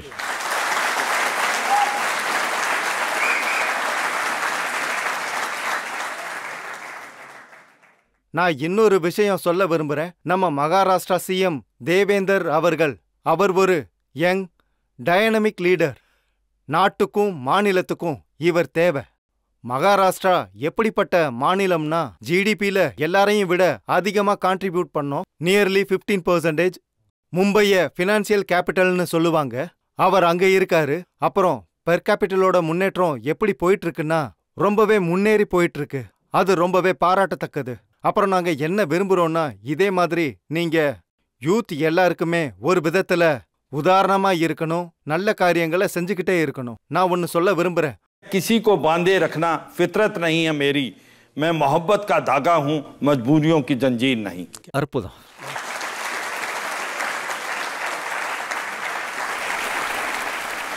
ரொம்ப நல்ல விஷயம் என்னன்னா என்னென்ன கேள்வி கேட்டாங்களோ அவர் மேல என்னென்ன பழியெல்லாம் சுமத்துனாங்களோ அவர் உண்மையான பதிலையே சொன்னாரு. அப்புறம் இது பாராட்டத்தக்க விஷயம். நம்ம என்ன விரும்புறோம்னா அவர் இதே மாதிரி நல்ல விஷயங்களை செஞ்சுக்கிட்டே இருக்கணும். நாட்டுக்கும் மாநிலத்துக்கும் இவர் தேவை. இந்த மாதிரி லீடர் தான் நம்ம நாட்டுக்கு தேவை. ஜெய்ஹிந்த்.